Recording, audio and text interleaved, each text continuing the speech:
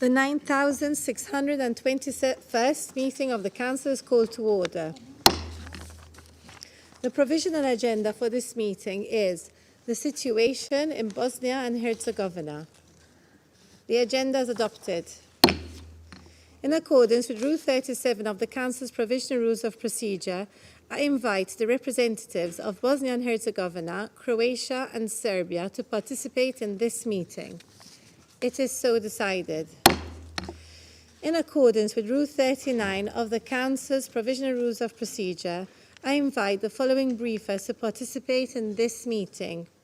Mr. Miroslav Jenča, Assistant Secretary General for Europe, Central Asia and Americas, Departments of Political and Peacebuilding Affairs and Peace Operations. Ms. Zelika Sivjanovic, and Mr. Christian Schmidt, High Representative for Bosnia and Herzegovina. It is so decided. The Security Council will now begin its consideration of Agenda Item 2. I now give the floor to Mr. Miroslav Jenča.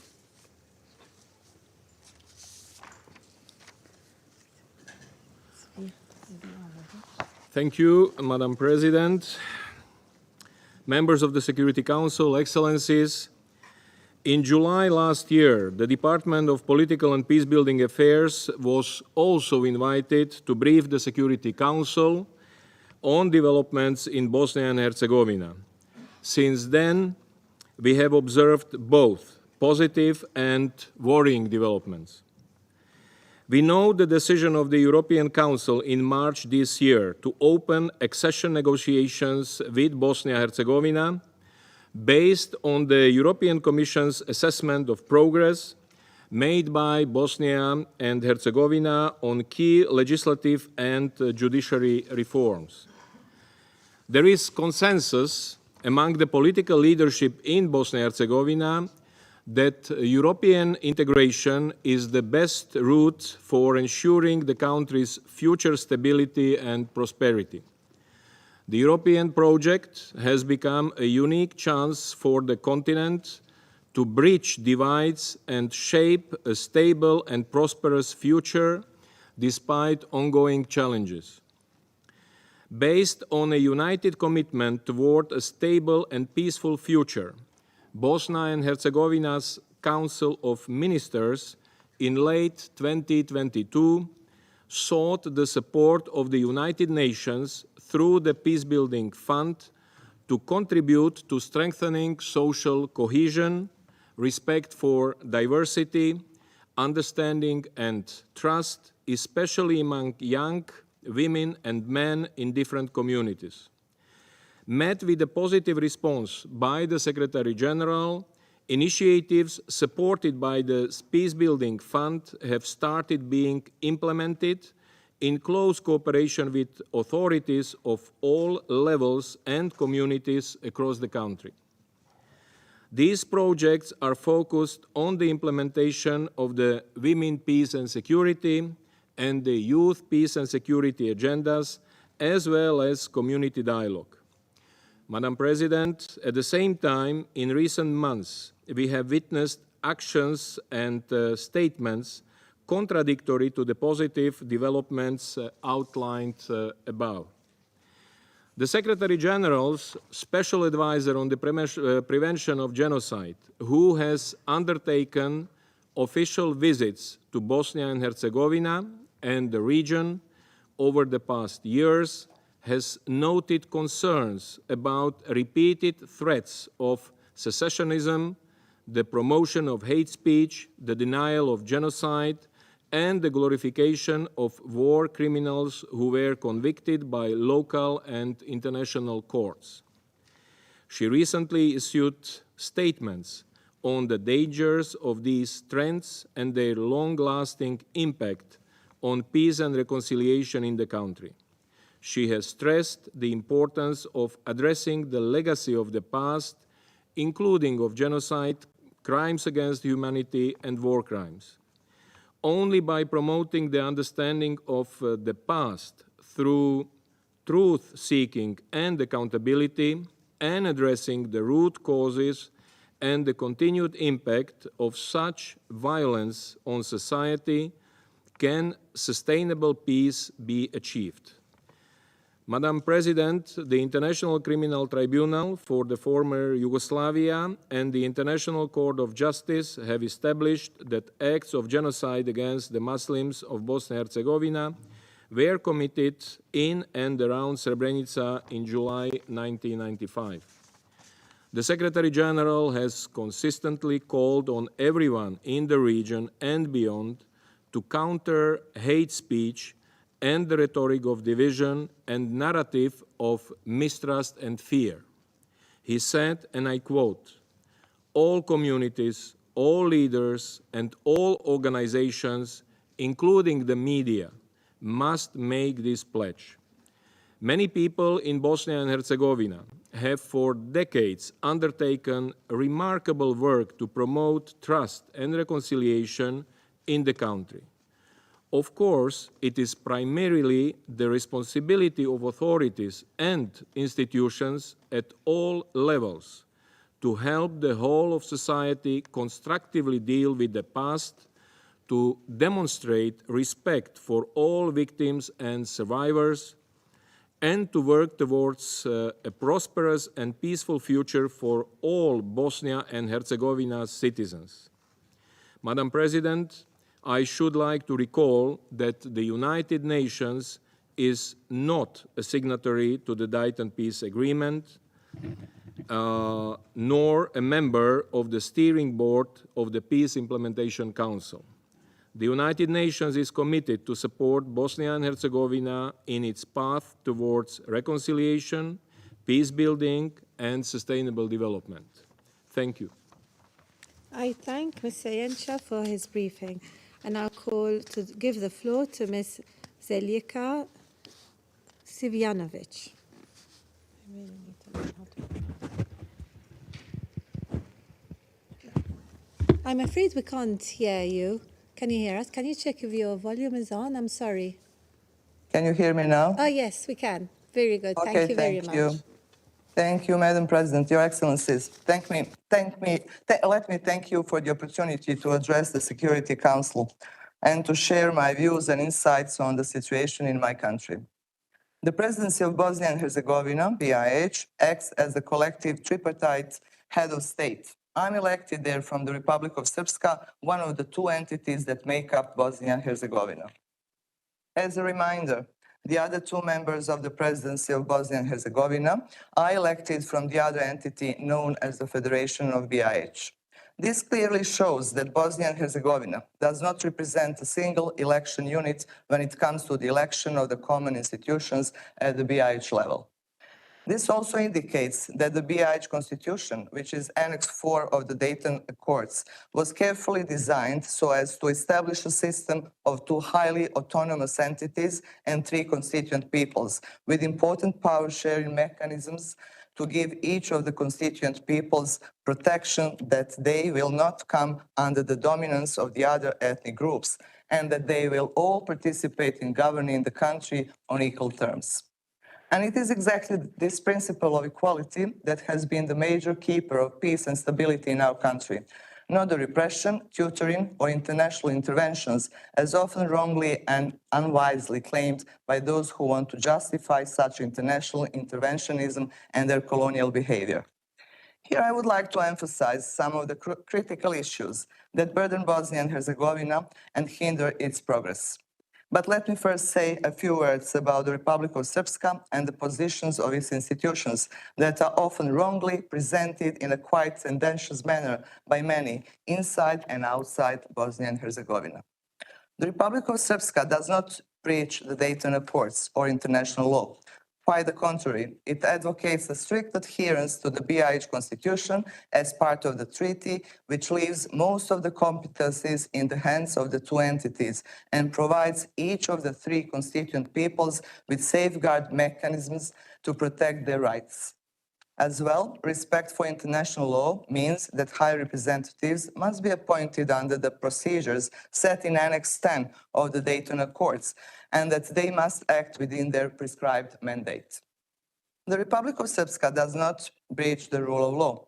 On the contrary, it advocates that our Constitution and the procedures it prescribes are respected, that our institutions and constitutional rules are not misused or bypassed, as, for instance, is the case with the current resolution on the Remembrance Day for Srebrenica, launched for adoption in the United Nations General Assembly without any prior consultations and approval by the relevant and competent BiH institutions. The Republic of Srpska does not undermine democracy. Quite the contrary, it is adamant that only our democratically elected institutions are entitled to pass laws, and that these cannot and must not be imposed by non-elected foreign individuals. The Republic of Srpska has been committed to peace and stability, and it wishes to see Bosnia and Herzegovina as a truly democratic and sovereign state, able to promote internal dialogue in seeking balanced and constitution-based solutions that would fit all in BiH. Unfortunately, the challenges we have been facing in recent years threaten to undermine not only the BiH constitution, but also the security and stability of the country and even the entire Western Balkan region. Those who persistently keep Bosnia and Herzegovina in a quasi-protectorate status where the rule of law and democratic governance are circumvented and autocratic and colonialistic foreign interventions prevent reconciliation between our peoples contribute directly to these threats. There are currently several major challenges to peace and stability within BiH. Most are being manipulated, initiated by foreign and domestic political actors who seek to rewrite the Dayton Agreement, the BiH Constitution, BiH laws, and international law.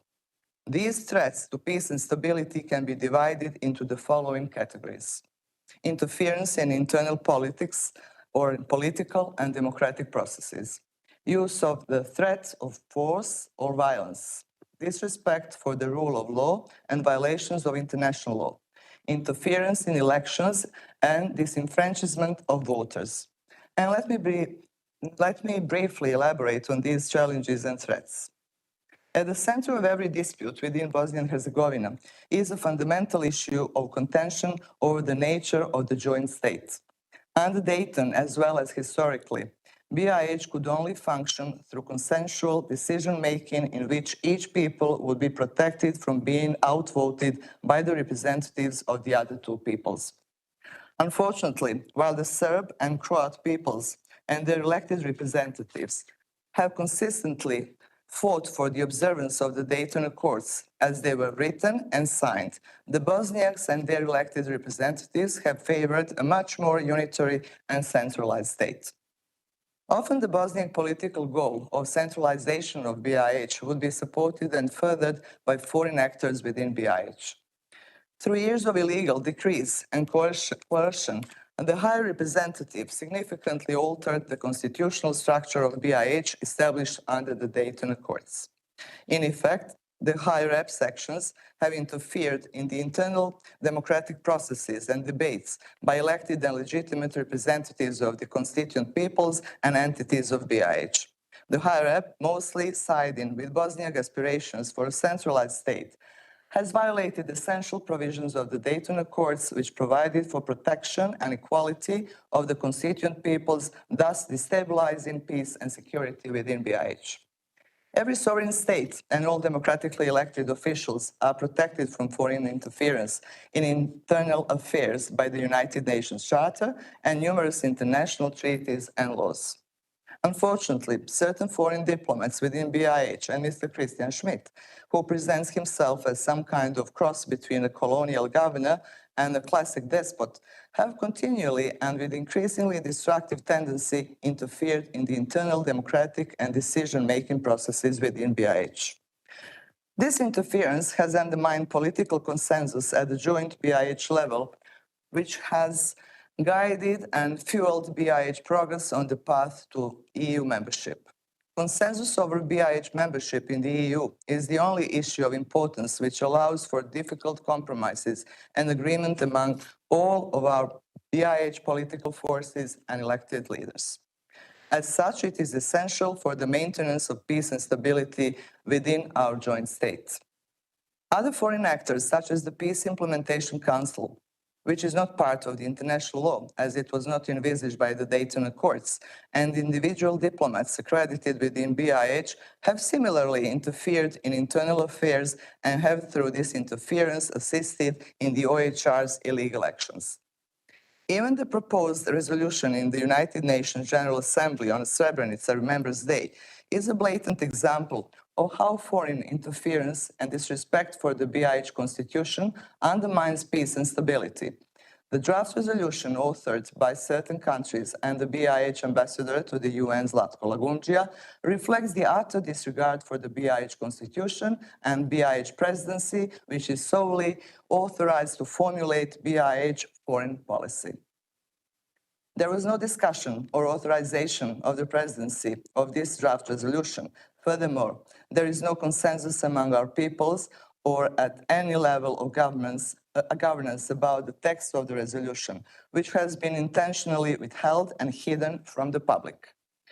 Most of your governments know very well that this activity has been conducted in contravention with the Dayton Accords, but you simply decided to ignore that fact.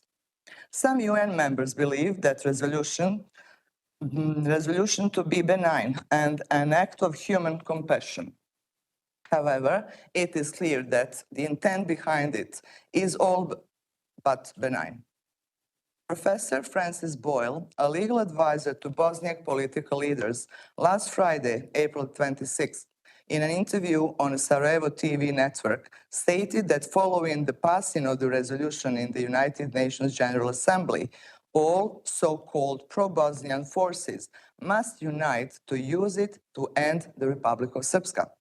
This dangerous statement, unfortunately, reflects a prevalent intention held by many Bosniak political leaders and clearly shows the proposed resolution to be destabilizing for peace and stability within BIH. It is little wonder why this type of foreign interference undermines negotiations and compromise within BIH, because it always favors one side, the Bosniak.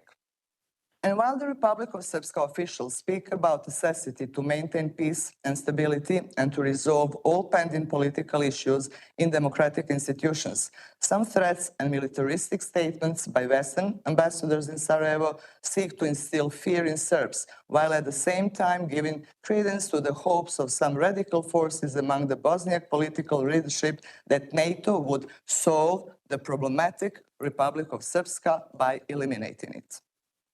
At the same time, Bosniak officials such as BIH Minister of Defense, Zukan Heles, and the Federation of BIH Minister of Security, Ramo Isak, openly threaten violence and war.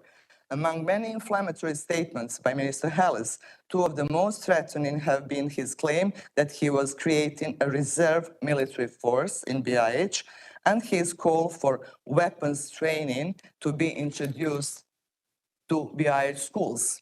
Minister Isak, on the other hand, has stated that he would lead, quote, lead 10 corps of fighters in eliminating the Republic of Srpska, unquote.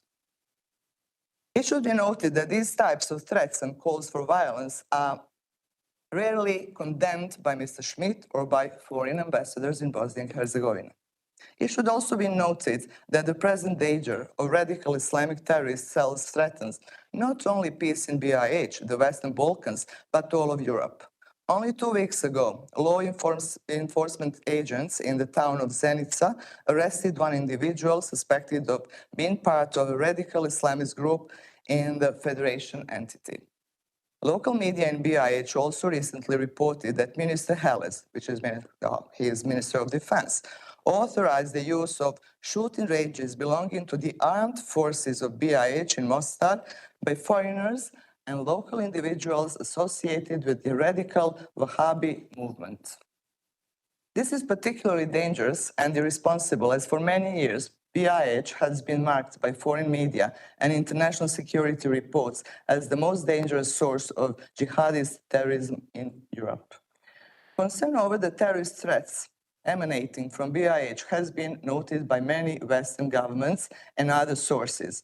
For example, the US State Department wrote last year, quote, terrorist groups continue plotting possible attacks in BIH, unquote.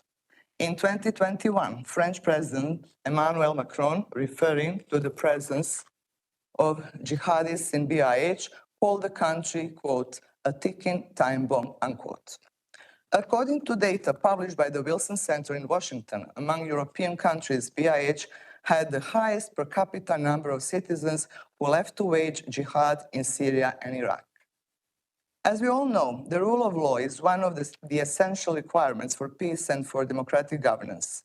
Unfortunately, it is consistently being violated and ignored within BIH, especially by Mr. Schmidt and his enablers and accomplices in certain foreign embassies. The rule of law is also at the heart of the EU integration process, and the EU and EU member state representatives are constantly stressing the importance of adhering to the rule of law, but they meekly criticize its consistent violation by Mr. Schmidt. Mr. Schmidt and his supporters claim that he has executive, judicial, and legislative powers, and that he is not accountable to any institution or government or court of law in BIH. In other words, they hold that he has absolute power and no accountability. It is unclear and very unclear how this can fit any normal concept of the rule of law. In an even greater affront to the rule of law, Mr. Schmidt amended the criminal code of BIH to use it as a weapon to punish anyone who disobeys his dictates. Currently, the democratically elected president of the Republic of Srpska, as well as a public official, are being prosecuted for fulfilling their constitutional and legal responsibilities, but in doing so, disobeying Mr. Schmidt's illegal orders. The rule of law is also under attack by the threat and use of international sanctions by the governments of the United States and the United Kingdom. The threat and the use of sanctions are used to intimidate elected and other government officials, their families, private businesses, and even media. Any leader who refuses to comply with Mr. Schmidt or who refuses to accept illegal changes to the Dayton Accords are openly and persistently targeted with sanctions. These sanctions are administered without due process, that is, without any formal charges or even a minute before a judge or in front of a court of law. Banks are forced to close accounts and refuse services to these individuals who have not been formally charged with any crime. This is behavior more common in the realms of organized crime and in no way resembles behavior of democratic states supportive of the international legal order or the rule of law. This blatant lawless behavior and utter defiance of the rule of law by Mr. Schmidt, his accomplices in BIH and his enablers from various governments undermines the entire constitutional order in BIH, weakens institutions of government and ignores the will of the citizens of our country. No doubt this behavior is a threat to peace and stability in BIH. In addition to the violations of the Dayton Accords, international law, the constitution of BIH, and the rule of law already described, there are continued efforts to disenfranchise voters in BIH. The latest decree by Mr. Schmidt has forced changes to election law in BIH in a clear attempt to interfere with and fix election results in upcoming local elections.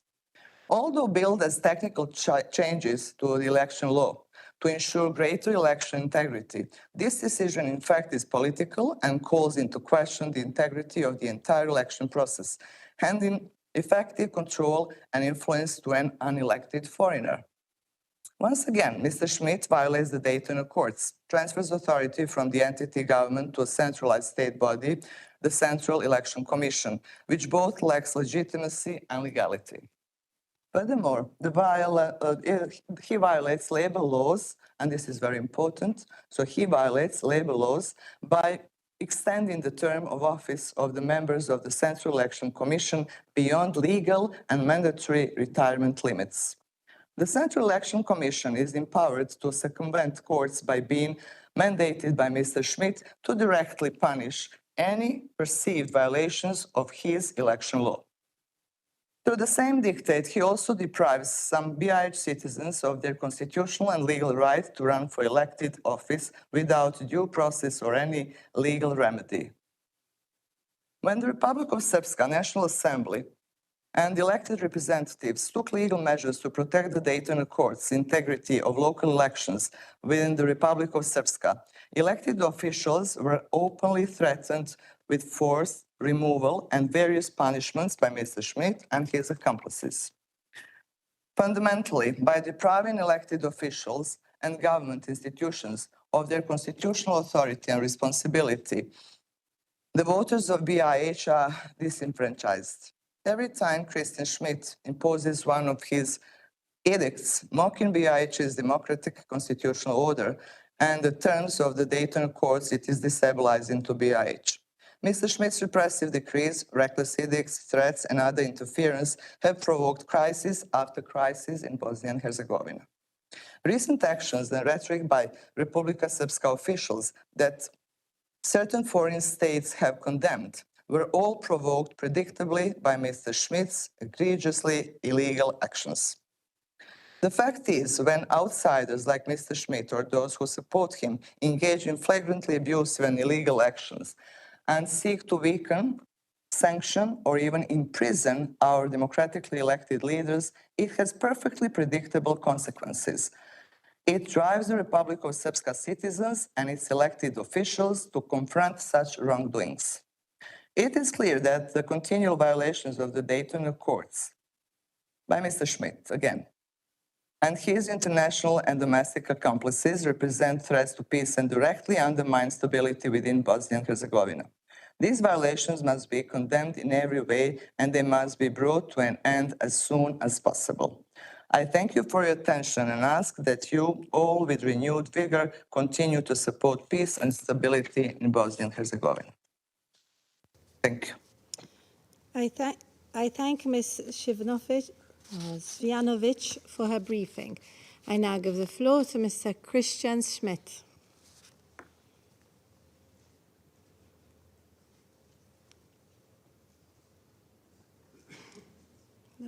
Very much for having the opportunity.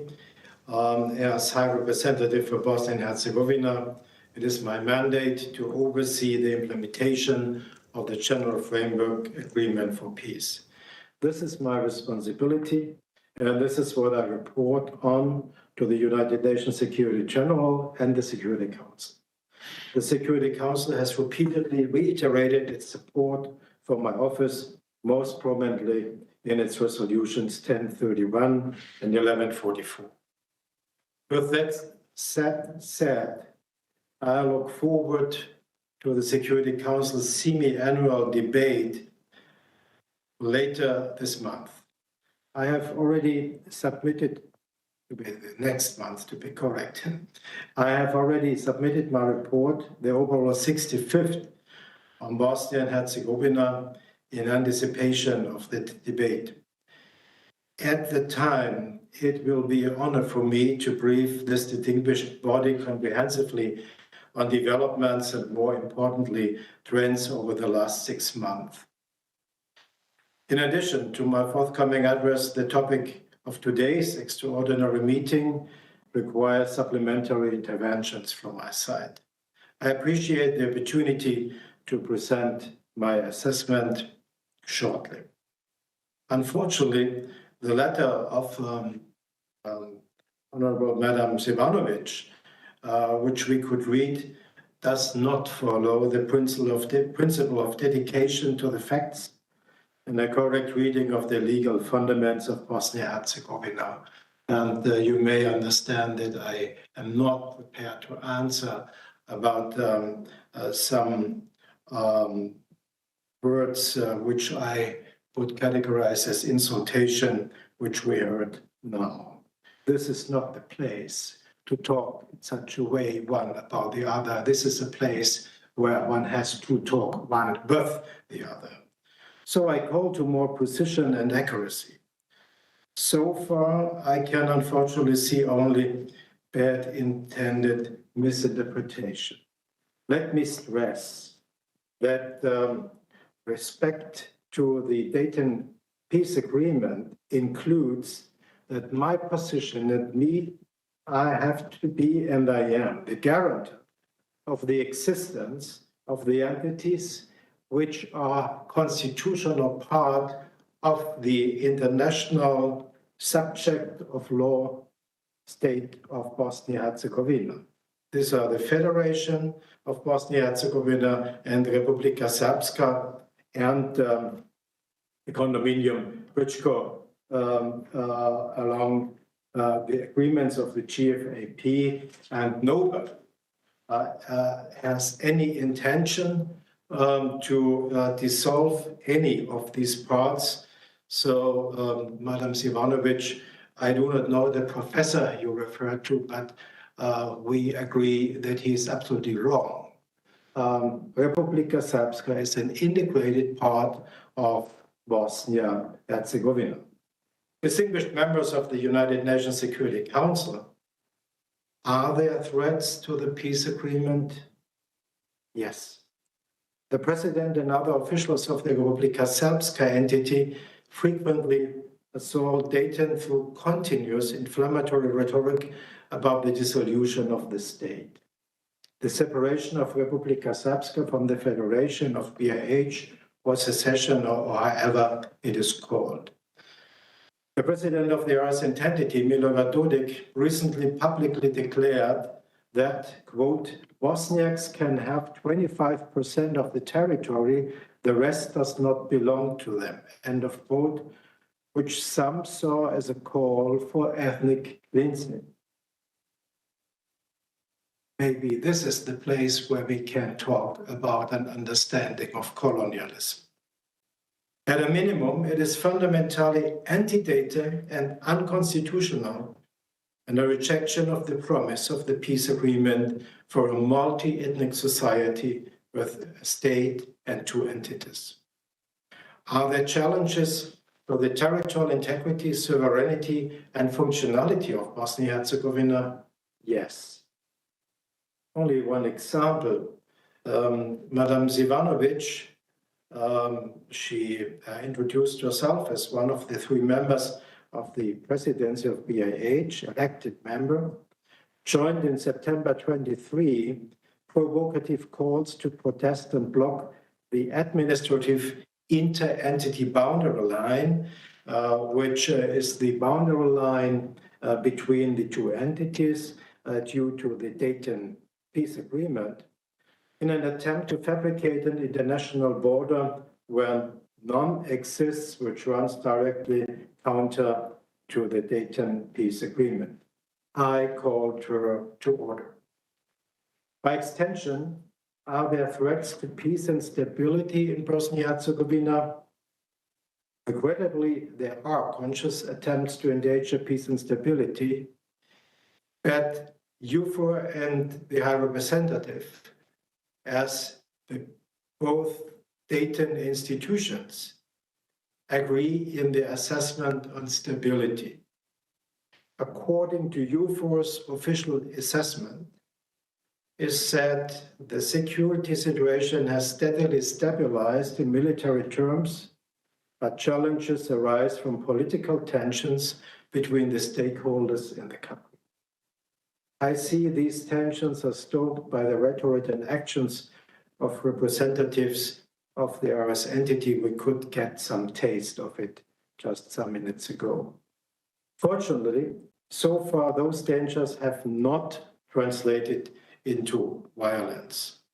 I have to inform you, aside this, that violence against returnees of all ethnic origin has happened several times. We observe this with concern. As High Representative, it is my assessment that Bosnia and Herzegovina can slip into serious political instability. But this can be prevented by coming back to fulfill the requirement of Dayton, especially in a time that European Union offers the way to European integration. It is also my assessment that this is first and foremost a consequence of rhetoric and actions by the Republika Srpska political and institutional leadership to subvert the peace agreement. I see instead of this a possibility to go this way together, and have found a lot of examples, if I may inform you as well, voices coming out of Republika Srpska. The warnings of escalation presented to us today are misleading. Those who themselves are driving the escalation should stand off such judgments. We see a systematical usurpation of the constitutional, legal, and institutional framework of the state, undermine the functionality of its institutions, and disrobing the state of its sovereignty. This is the key challenge which we should try to start in a legislation, if necessary, and requested by the Constitution of the Dayton GFAP, Annex 4, if there are necessities to fulfill the lacks of the respect to everybody, that as well the basic equal rights for everybody and every group are guaranteed. The guardians of the peace agreement and the constitutional legal order are particularly targeted in these days. Equally inconsistent with the peace agreement is the rhetoric. So I would come to the challenge of historical revisionism, denial of genocide and other war crimes, glorification of war criminals, and persistent advocacy of dissolution of PAH, which has created a divisive environment. I have had the occasion to implement, after long years of non-activity of the responsible parliamentary bodies, implementing the proposals of OSCE and ODIHR about integrity of election, added as well that in continuation of the Dayton Peace Agreement, no convicted and sentenced war criminal, be it because sentenced of genocide, crimes against humanity, or war crimes, should run for any public position, because we see and announced this at my last meeting. I had the possibility to brief you at the Security Council because the society, I think, would be negatively affected. Distinguished members of the Security Council, the security situation in Bosnia and Herzegovina is stable, but as we see, fragile. Fortunately, there has so far been no response to provocations. The High Representative and EUFOR Althea remain the indispensable instruments of peace. Yes, they will have to see when the way to European integration has come in a final stage at last, that there has to be revisiting of the Dayton rules. But so far they must be supported and strengthened, not least to provide a strong message of reassurance and confidence to the people of Bosnia and Herzegovina. Bosnia and Herzegovina is striving for European Union accession. This is a good way to a promising future for the country. This can only be done on the basis of the Dayton Peace Agreement and the commitment to the sovereignty, territorial integrity, multi-ethnic character of its promises. There is a long and bumpy road ahead. Only through the peace agreement has the country progressed to this point. So the peace agreement is the indispensable foundation of a peaceful future in Bosnia and Herzegovina and the region, and it was so far successful. It was an end of the war, an end of the suffering, and so we feel that we should give all our dedication that this continues. I take the opportunity to remind all political actors of their obligation to fully comply with the peace agreement and their treaty obligations to cooperate with my office. confidence of all citizens in stability, democracy, integrity, and a peaceful future for them and the next generation is paramount. Such letters as the one we had to take note from Madame Sivanovic do not serve the solemn duty of all those staying in responsible position for the well-being of the country. Just the opposite. We have to address those people not sitting in your meeting room, not sitting and talking today, but those who have challenges, see challenges to their confidence about the future of Bosnia and Herzegovina. This is what we all together should answer in a positive and constructive way. Thank you very much. I thank Mr. Schmidt for his briefing. I now give the floor to those council members who wish to make statements. I give the floor to the Russian Federation. Madam President,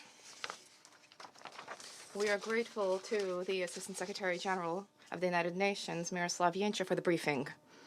We welcome the participation in today's meeting by the member of the presidency of BNH from the Republika Srpska, Željka Sivanovic, as well as the special envoy of the President, Marko Đurić. Madam President, the reason for which the Russian Federation requested the convening of today's meeting lies in the sudden, precipitous deterioration of the situation in Bosnia and Herzegovina. The already fraught and tenuous situation in the country is liable to imminently further deteriorate. The Serb member of the BNH presidency, Sijanovic, sent a letter to the members of the Security Council, including the Russian Federation, with a request to convene an emergency meeting of the Security Council insofar as in her country, a part of which she represents, there are critically significant events underway, events that are liable to thwart the functionality and stability of BNH. This letter is an unusual, highly unusual event for Madam Sijanovic, is not presently head of state.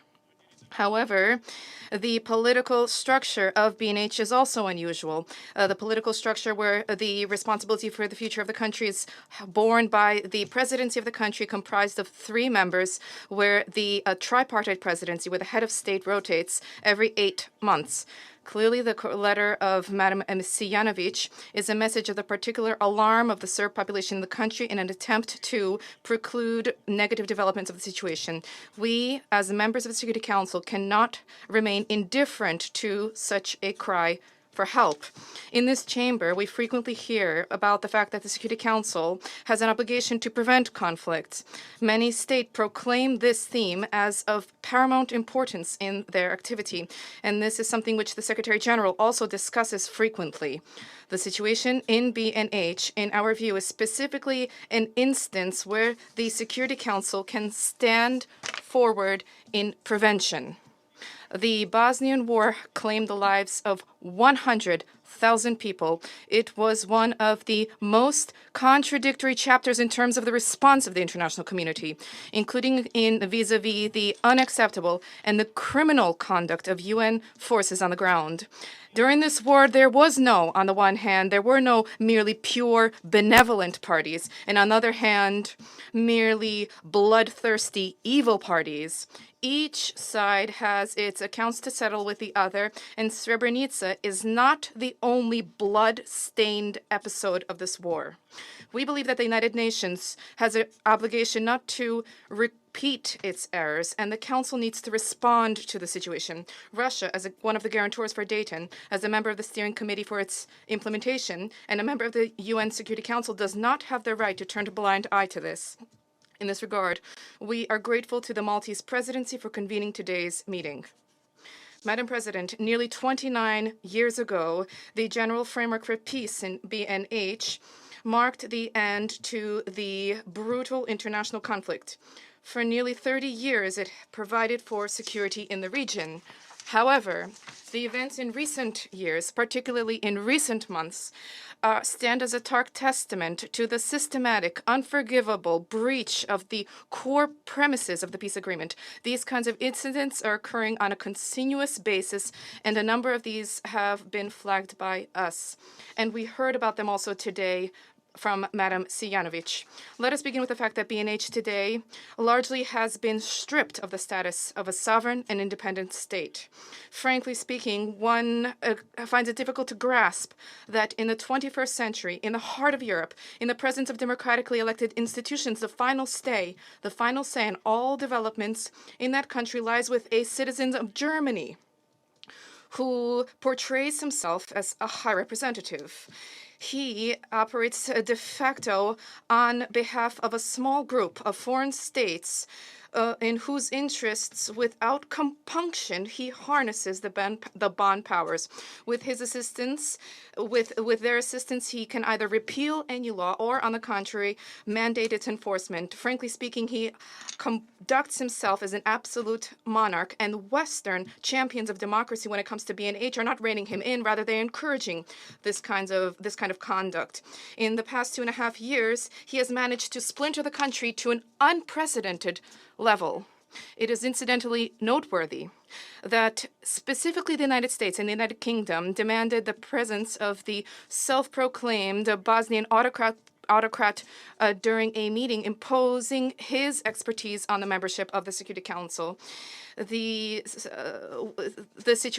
unfortunate situation around Mr. Schmidt is something which we will dwell on in greater detail during a meeting in mid-May. Another example is as follows. In the Constitutional Court of BNH, there are foreign judges who hold sessions there have been arbitrarily appointed from abroad. In 2023, through crude machinations in breach of the relevant legislation, the charter of the Constitutional Court was rewritten. The charter, which had provided for the participation in decision-making of at least one judge from each of the constituent peoples.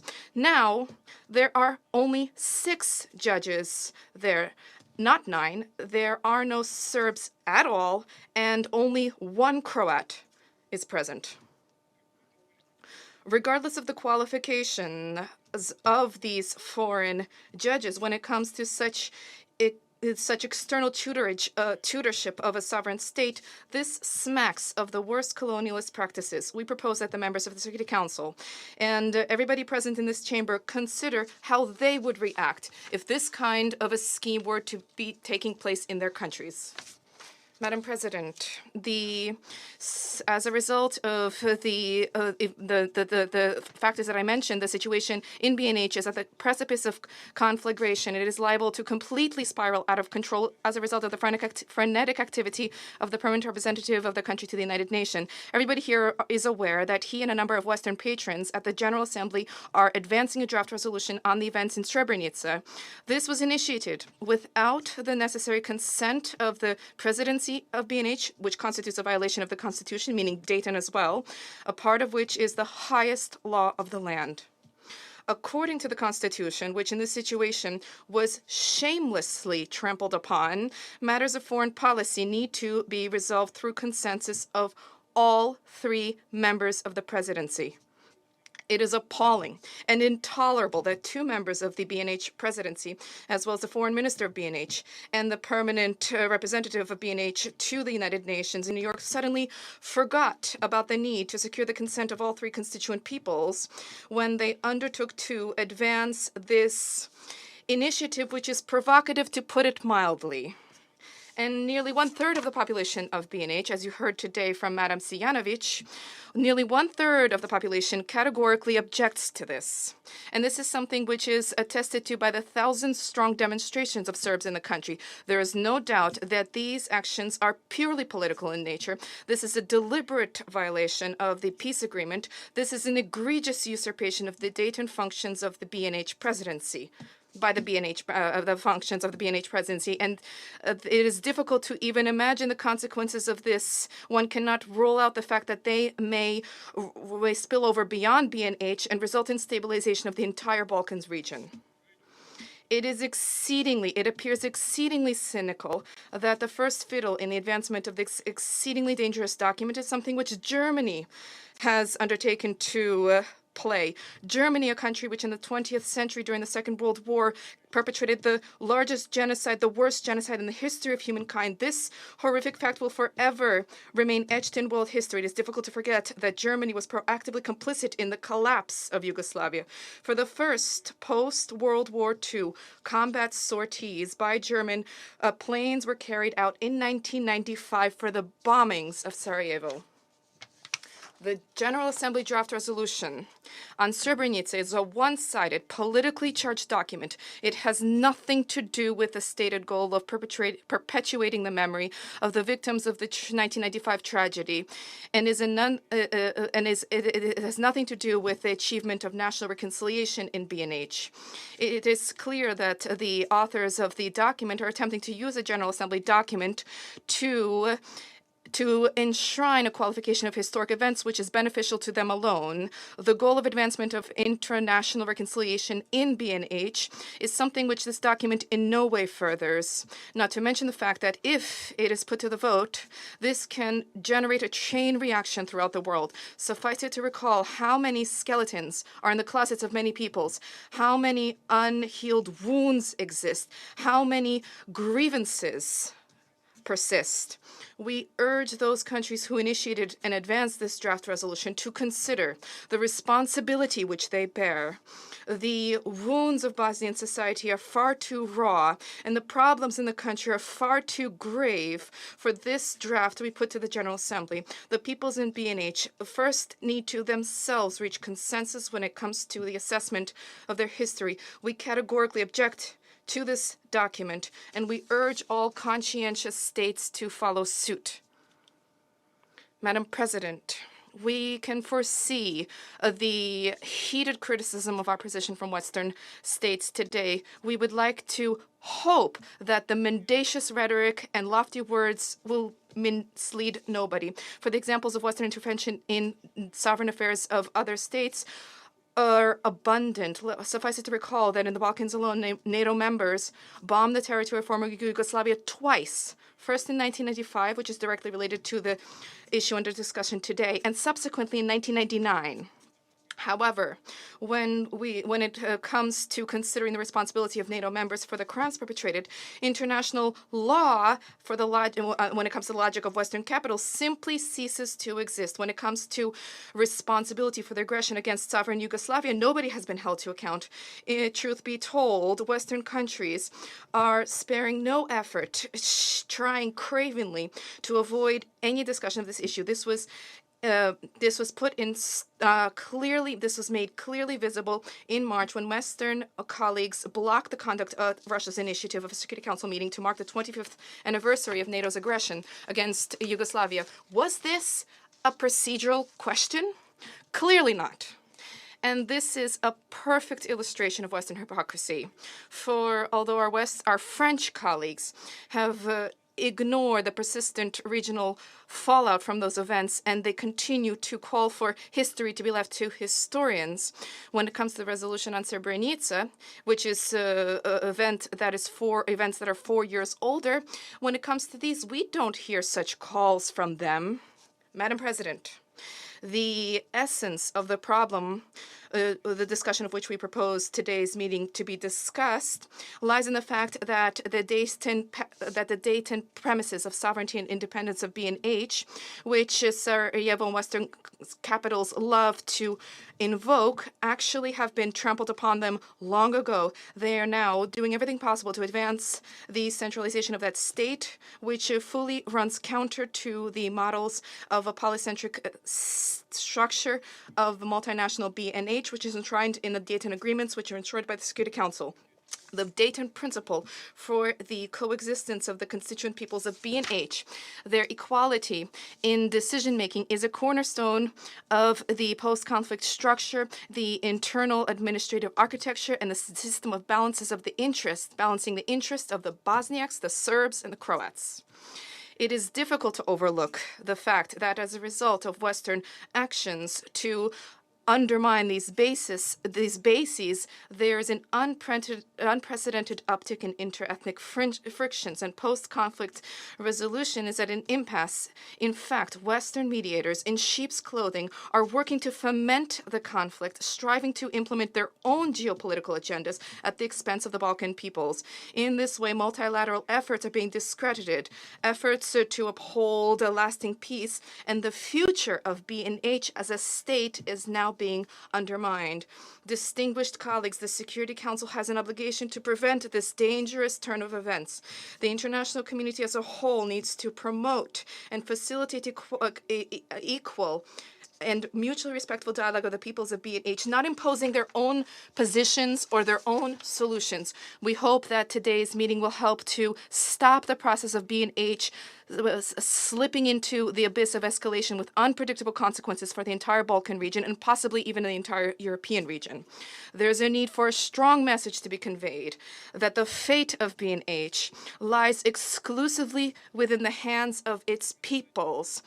The peoples of B&H, not Western countries, and not the go-lighter of Bosnia appointed by them, need to take decisions when it comes to the future of Bosnia.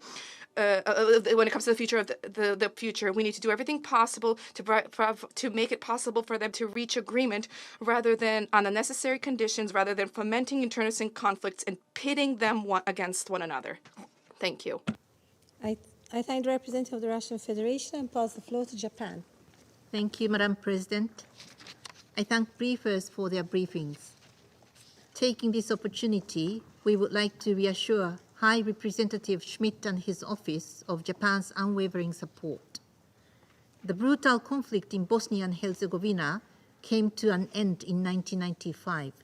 Since then, the country has transitioned from conflict to peace. Sustaining peace and stability is a prerequisite not only for the country's future development and prosperity, but also for those of the Western Balkans and beyond.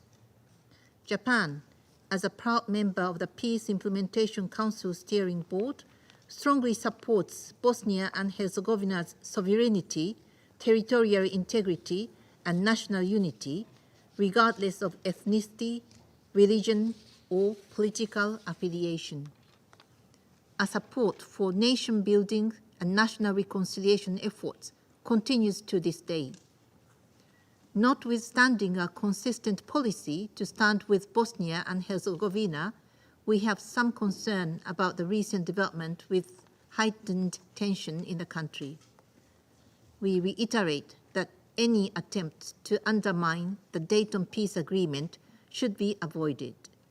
In this regard, we appreciate the role of High Representative and strongly urge all parties to continue dialogues in a peaceful and constructive manner.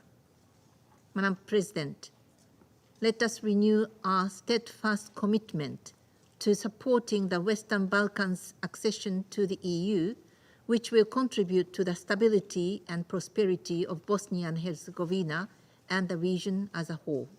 I thank you. I thank the representative of Japan and pass the floor to Ecuador. Gracias, Presidenta. Thank you, Madam President. I'm grateful to Ms. Vijanovic, Serbian member of the Presidency of Bosnia and Herzegovina, for her informative briefing, and I also thank High Representative Schmidt and Assistant Secretary General Jenka for their detailed briefings, and I welcome the presence here of the distinguished representatives of Bosnia and Herzegovina and Serbia and Croatia in this meeting. Ecuador notes with concern the divergences in the tripartite presidency of BIH and the tensions and divisions which are challenging peaceful, multi-ethnic coexistence in the country. Progress in the various areas of dispute and focus of approach will only be achieved when all the leaders commit in good faith to participate in a constructive dialogue based on mutual respect, cooperation, and on seeking consensus to benefit all citizens.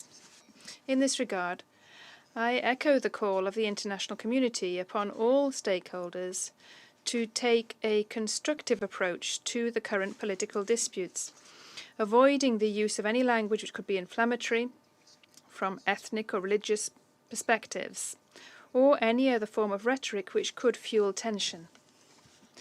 Ecuador underscores the importance of strengthening the implementation of the 1995 Dayton Accords, which lay the foundations for a political future which respects history and the cultural diversity of the country, and which is also crucial in order to ensure respect for the aspirations and rights of the two entities and the three constitutive peoples. It would be desirable for all the parties to avoid unilateral actions which could undermine the constitutional, legal and institutional order established by the Dayton Accords. As we await the conclusion of the 5+2 programme, we call upon all parties to cooperate with the Office of the High Representative. For its part, Ecuador reaffirms its commitment to continue supporting the efforts to promote stability, peace and sustainable development in Bosnia and Herzegovina and in the region. Madam President, I should like to conclude by congratulating the delegation of Malta for your excellent work and leadership during your presidency of the Council this April, and to wish every success to the delegation of Mozambique, which will assume the presidency from tomorrow.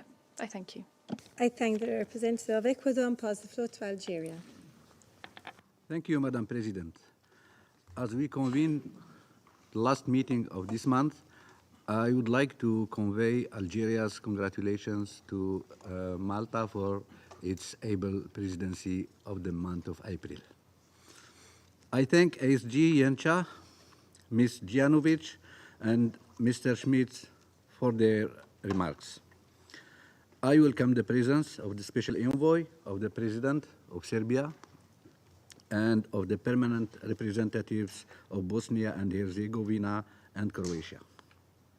Madam President, the signing in December 1995 of the Dayton Peace Agreement was a critical step towards a peaceful and united Bosnia and Herzegovina. The agreement succeeded in ending the war and in laying the foundations for a democratic Bosnia and Herzegovina, a country in which Bosnian, Croats, and Serbs live side by side in harmony and under sovereign institutions. Since then, the country started its long journey towards stability and development. All its constituent peoples joined synergic efforts guided by the provisions of the General Framework Agreement and its annexes. In this regard, Algeria has always stressed the importance of respecting the sovereignty and territorial integrity of Bosnia and Herzegovina, in line with the purposes and principles of the UN Charter and international law. Also, as a general principle that guides the Algerian foreign policy, we have always stood in favor and encouraged state-owned solutions to issues facing sovereign countries. Within this guiding reference, I would like to stress the following. First, it is important to respect and uphold the Dayton Peace Agreement by all its parties. This agreement remains the only consensual basis containing vital provisions for Bosnia and Herzegovina. Second, upholding governance and decision-making mechanism in place by all parties to the agreement is essential. In this vein, it is vital to work together and to preserve consensus, especially on issues that could lead to political tensions. Third, political parties and constituencies are highly encouraged to avoid antagonism and to favor dialogue and negotiations, especially about questions that could trigger controversy. In conclusion, Algeria remains concerned by the complex current international context marked by the proliferation of tensions in many parts of the world and the polarization that it is increasingly prevailing. Algeria continues to promote the virtue of inclusive and genuine dialogue and negotiations as the most effective way to overcome differences and bridge the divergent views. I thank you. I thank the representative of Algeria and pass the floor to Switzerland. Merci, Madame la Présidente. Thank you, Madam President. I wish to thank Assistant Secretary General Jenka and the High Representative of Bosnia and Herzegovina. We also listened attentively to the remarks delivered by Madam Sivanovic, and we also wish to welcome the representative of Bosnia and Herzegovina, of Croatia, and of Serbia during today's meeting. Switzerland is committed to lasting peace and prosperity in Bosnia and Herzegovina, a country with which we have close ties. We stress the importance of political stability in the country. Although there are certain challenges which exist, as we have heard, we refer to the latest evaluation of EUFOR Althea, according to which the security situation has improved consistently over the past few years. The situation is described as being stable. The Council has entrusted this mission with the responsibility of monitoring and evaluating the situation regarding stability in Bosnia and Herzegovina, and it has our full trust. We believe that there is a vital need for EUFOR Althea to continue to carry out its mandate without restrictions. We take note of internal political developments, principally as a result of differences among the parties concerned. Switzerland specifically notes our concern vis-à-vis the actions from Republika Srpska, which are fomenting division and undermining the institutions of the state, including constitutional and legal order. We call on all leaders to prioritize the interests of the country as a whole and all segments of society. Credible efforts are necessary to that end. First and foremost, there is a need to refrain from any secessionist actions or threats. The challenges to the country's integrity need to be put to an end immediately. Security, stability, and prosperity of B&H can only be achieved if its territorial integrity is guaranteed. The Dayton Accords need, therefore, to be respected in full. Second, safeguarding human rights needs to be a priority. This encompasses freedom of expression and freedom of the media, as well as the right to assembly, association, and the need to prevent restrictions of civil space. Any backsliding in terms of human rights, democracy, and rule of law needs to be reversed. Third, it is critical that the past be faced, that the past be dealt with, and for international and local judicial decisions in this regard to be respected, to ensure justice, accountability, and the promotion of social cohesion. Political leaders have a critical responsibility in this regard, particularly with regard to truth-seeking and reconciliation.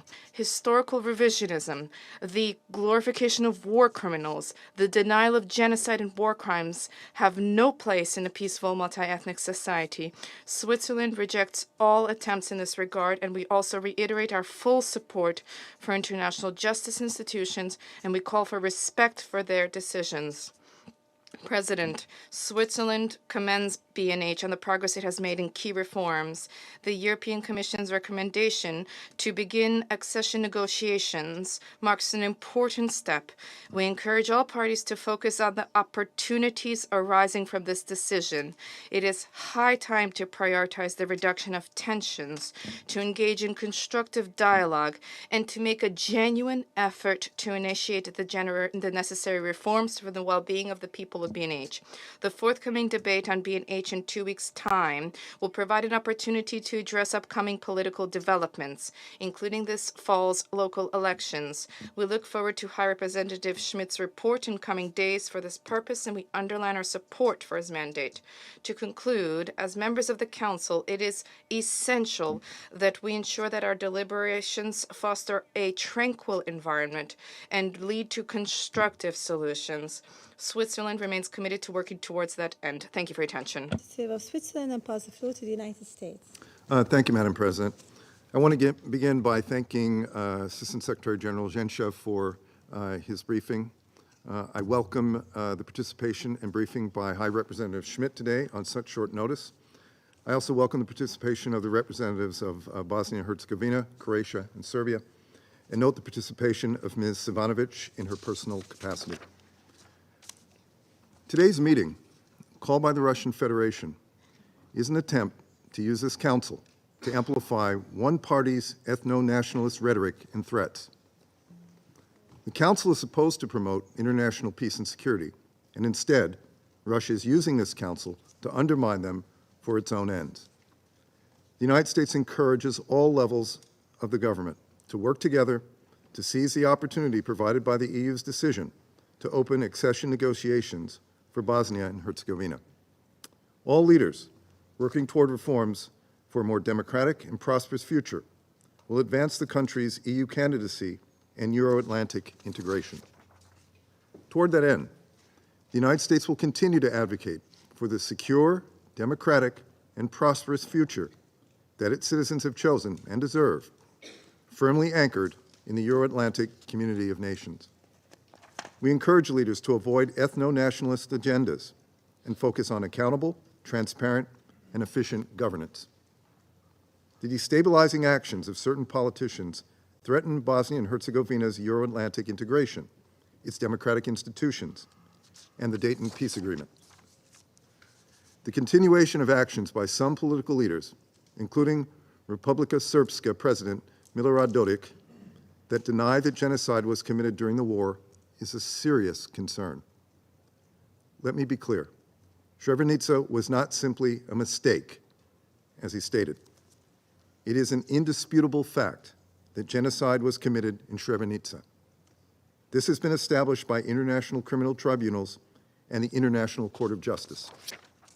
This is why we welcome the decision by the High Representative to prohibit persons who have committed genocide from standing for elections. This should not be controversial, and every UN member state should stand behind that decision. Politicians pushing these divisive narratives are doing so in pursuit of narrow personal and political gains.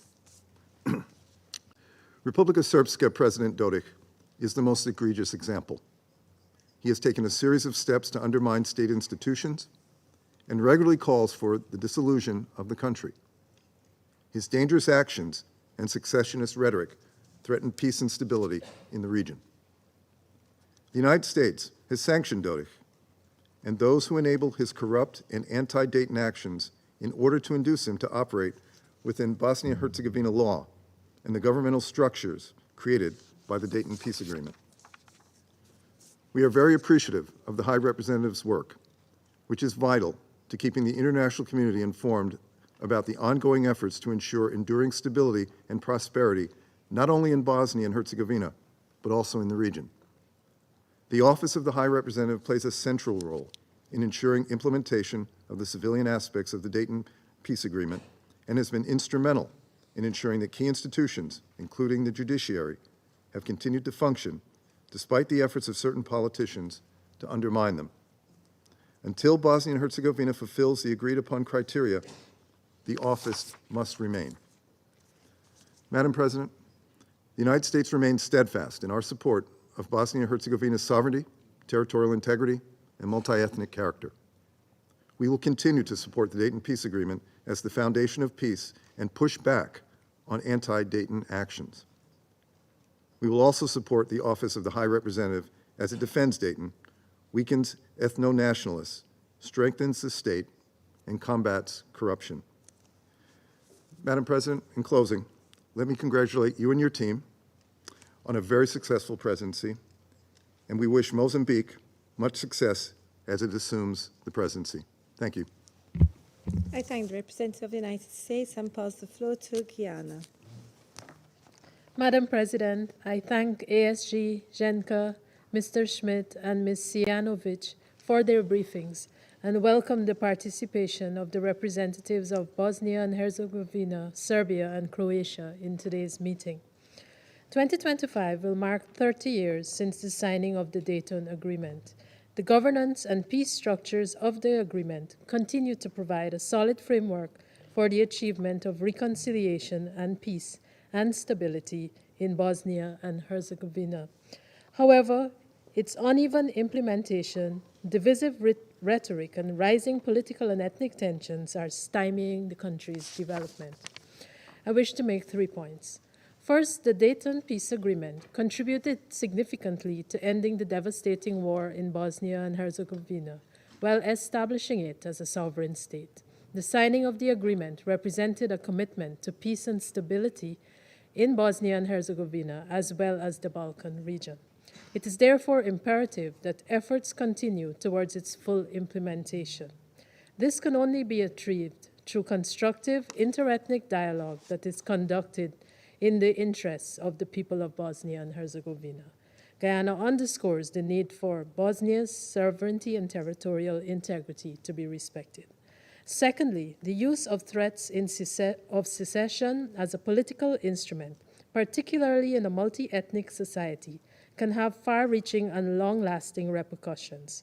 It can exacerbate tensions and lead to conflict, social fragmentation, political instability, and disrupt the economic activities of a country, reversing national development. We urge all parties to work assiduously to ensure these effects are mitigated, that diversity is respected, and nation building is prioritized. Thirdly, we urge the parties to engage in dialogue and redouble efforts around genuine reconciliation and deter all actions that could lead to instability and conflict. A platform for constructive dialogue and peaceful resolution of diverging views which threaten hard-earned peace and security is relevant now more than ever. In closing, Guyana calls on all parties to act responsibly and to make all efforts towards de-escalation of current tensions and to recommit to the full implementation of the Dayton Agreement.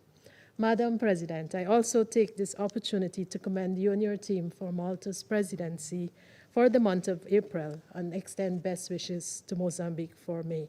Thank you. Thank you. I thank the representative of Guyana and pass the floor to Mozambique.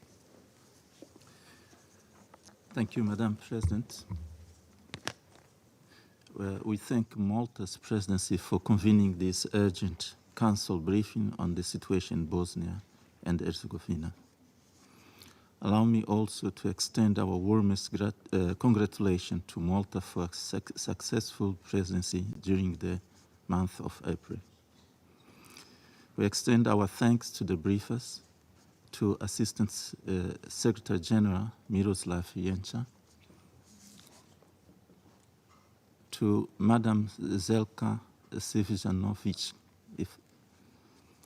to Mr. Christian Smith, High Representative for Bosnia and Herzegovina, for their comprehensive update.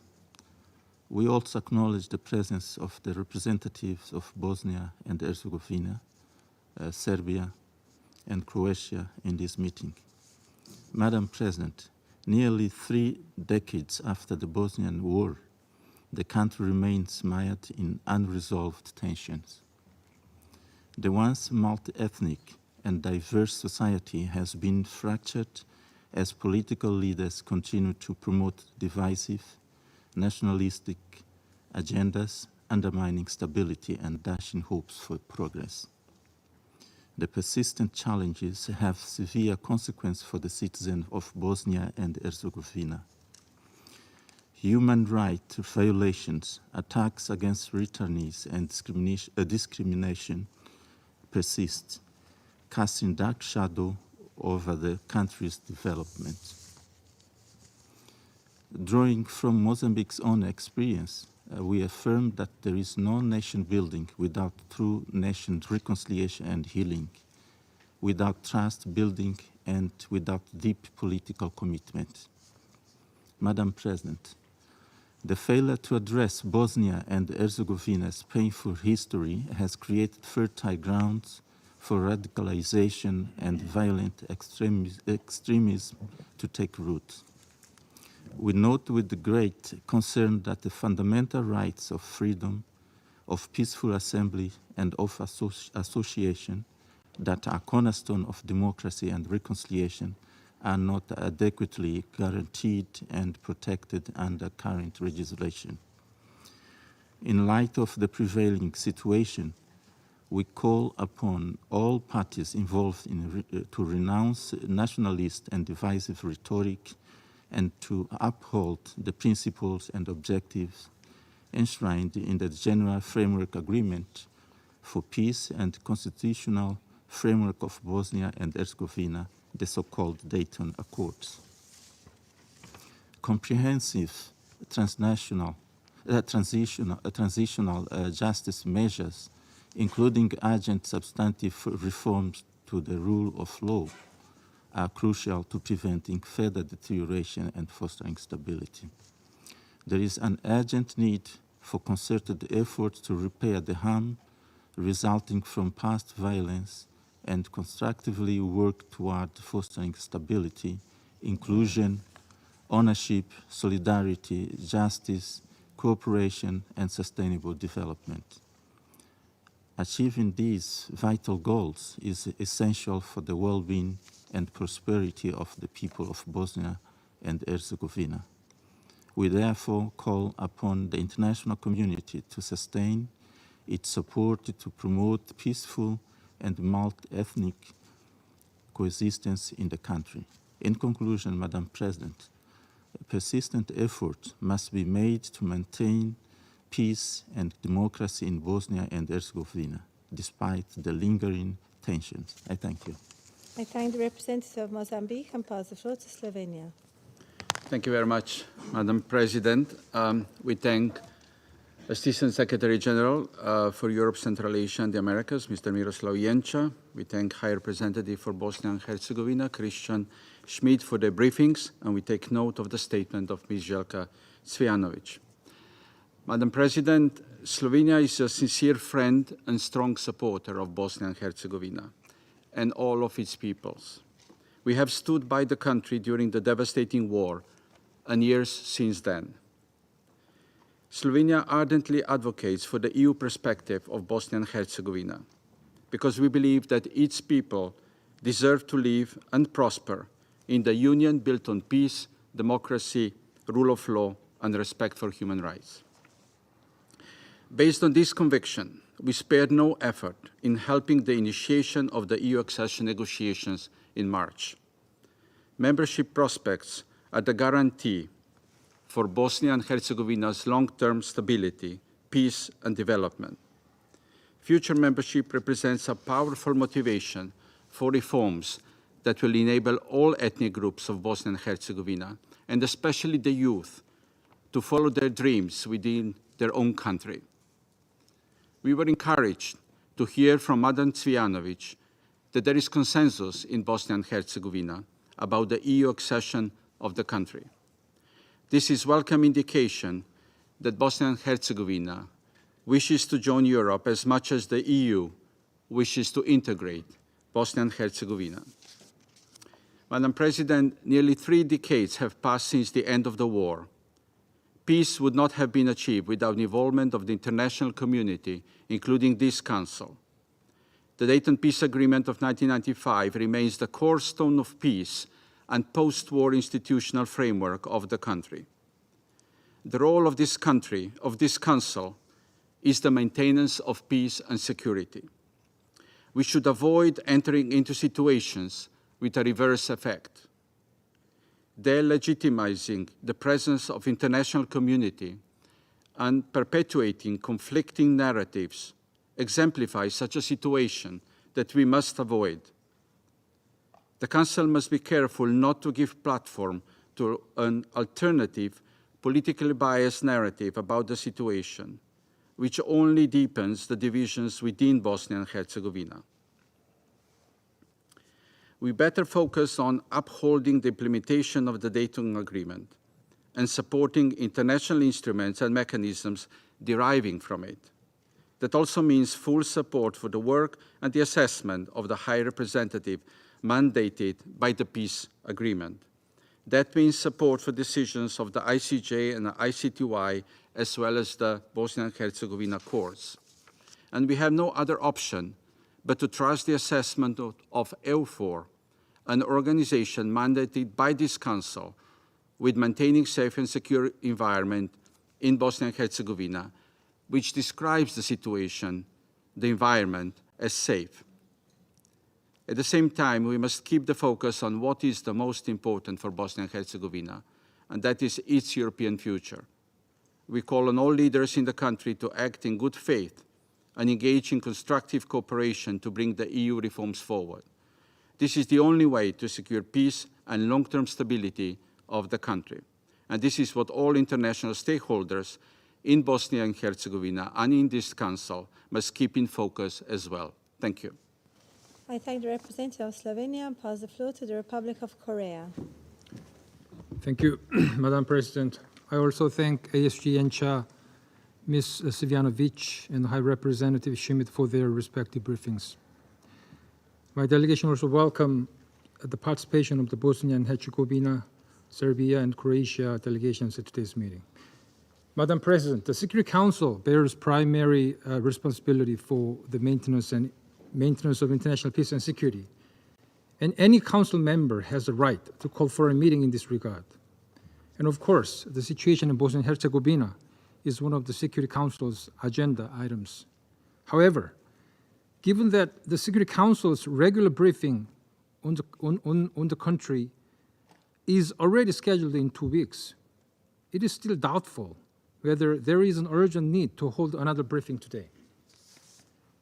Madam President, it has been nearly 3 decades since the signing of Dayton Peace Agreement, but sustainable peace in Bosnia and Herzegovina still remains elusive. In order to avoid repeating the pain of the past and move forward a future that is beneficial to everyone, it is essential to not forget the past and learn lessons from it. The Dayton Peace Agreement was the very product of efforts to end the past tragedies of Bosnia and Herzegovina. And a commitment to the unity of Bosnia and Herzegovina as one sovereign country is the central foundation of the agreement. However, if the hard-earned agreement is not implemented, then all the efforts undertaken will count for nothing. In this respect, we call on all parties to redouble their efforts with a view towards its full implementation. The Republic of Korea reiterates its unequivocal support for the sovereignty and territorial integrity of Bosnia and Herzegovina. Additionally, we are also concerned about the recent increase in inflammatory actions and rhetorics in the related region. In this regard, we oppose any action or rhetoric that undermines or jeopardizes the Dayton Peace Agreement. To turn a new page and move forward, it is incumbent on all political leaders to encourage tolerance and inter-ethnic understanding. To conclude, the Republic of Korea urges all parties to expand their sincere efforts in advancing a positive future that will encompass all residents as part of the peaceful, stable, and prosperous Bosnia and Herzegovina. I thank you. I thank the representative of the Republic of Korea and pass the floor to China. President, I thank Malta for convening today's meeting at the request of Russian Federation. I thank SG Rencha for his briefing. I've also listened attentively to the statement of Her Excellency Ms. Sivjanovic, sub-member of the Presidency of Bosnia and Herzegovina, and welcome the presence of the representatives of Bosnia, Herzegovina, Serbia, and Croatia at today's meeting. Pursuant to the 1995 Dayton Peace Agreement, Bosnia and Herzegovina established a political system featuring 2 entities and tripartite inter-ethnic consultation and coexistence, setting in motion an important process of peace, reconciliation, and national rebuilding. In the last 3 decades, the Dayton Peace Agreement has played a unique role in promoting inter-ethnic harmony in BiH and peace and stability in the Western Balkans. The High Representative for the BiH, as established under the Dayton Peace Agreement, is mandated to oversee the implementation of the agreement. The bomb powers, which were later entrusted to the High Representative, are intended to better implement the Dayton Peace Agreement and help BiH achieve stability and development. In the recent years, the appointment of High Representative and the invocation of the bomb powers have caused tensions and disagreements. These have exacerbated tensions among the various communities of BiH instead of diffusing tensions. We reiterate that the High Representative system and bomb powers are both special arrangements designed for special times. Such special arrangements are not to be deemed as long-standing in nature, let alone permanent. BiH is a sovereign state. its internal affairs should ultimately be managed by its people independently. It is worrying that the recent violations and challenge to the tripartite inter-ethnic consultative system as established under the Dayton Agreement have further deepened ethnic divisions and had a negative impact on the situation in the country. The international community should uphold a balanced and prudent attitude, fully heed and respect the views and concerns of the three ethnic communities of BiH, encourage and promote dialogue, consultation, and national reconciliation, and do more for the benefit of peace and development of the Western Balkans and European continent.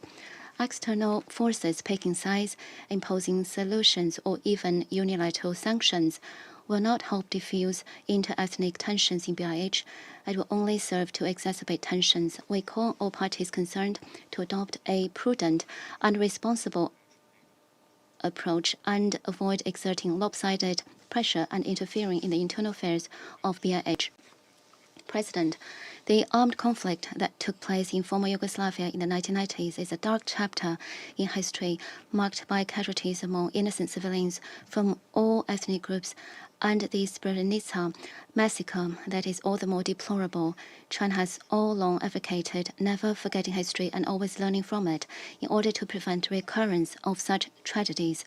Meanwhile, we hope that all ethnic groups in BiH can embrace tolerance and reconciliation, maximize consensus, and look ahead in unity and solidarity and work together to maintain peace and stability and promote socio-economic development.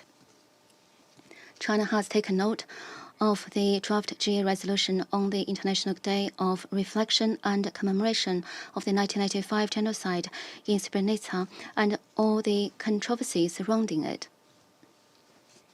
China is of the view that the sponsors of the draft resolution should fully consult with the key parties concerned and the membership, and on the basis of consensus, move the process forward. Steamrolling the draft resolution marked by major differences is inconsistent with the spirit of promoting reconciliation and harmony within BiH and among regional countries, inconsistent with the desire to maintain peace and stability in the Western Balkans and Europe at large, and inconsistent with the original purpose of demonstrating solidarity of member states via the designation of International Day. China is ready to continue its constructive engagement in the relevant discussions and work with all parties to facilitate a proper settlement of this matter.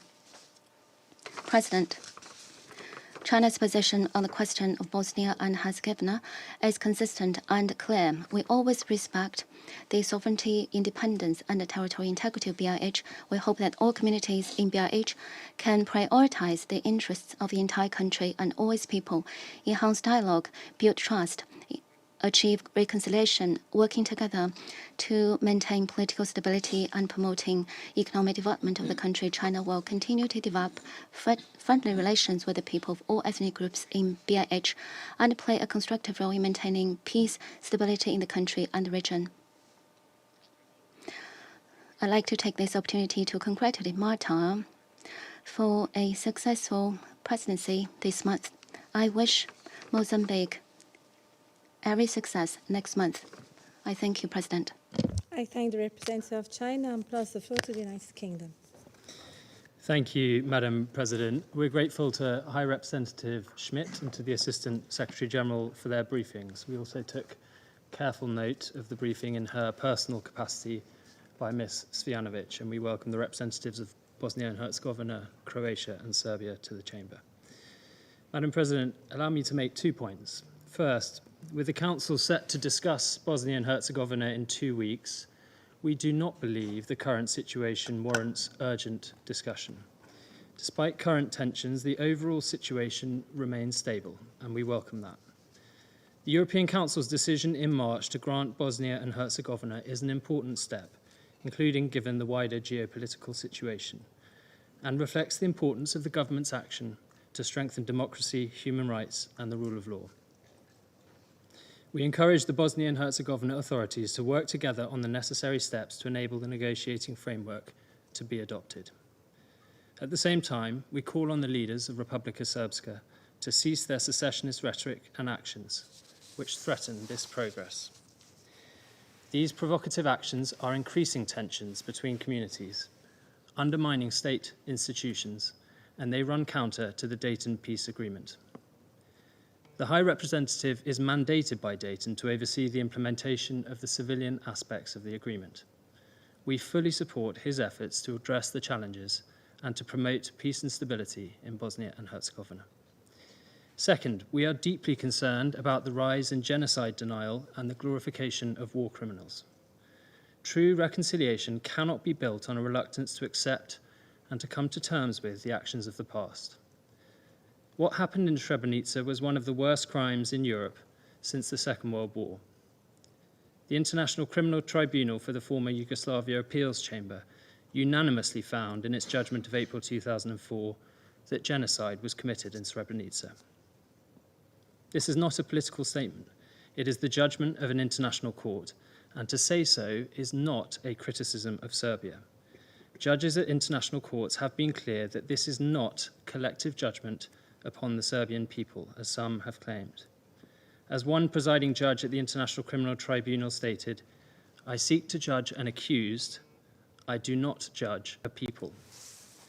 We fully support all efforts to promote reconciliation for all of the people of Bosnia and Herzegovina, to learn the lessons of history so this terrible event is never repeated.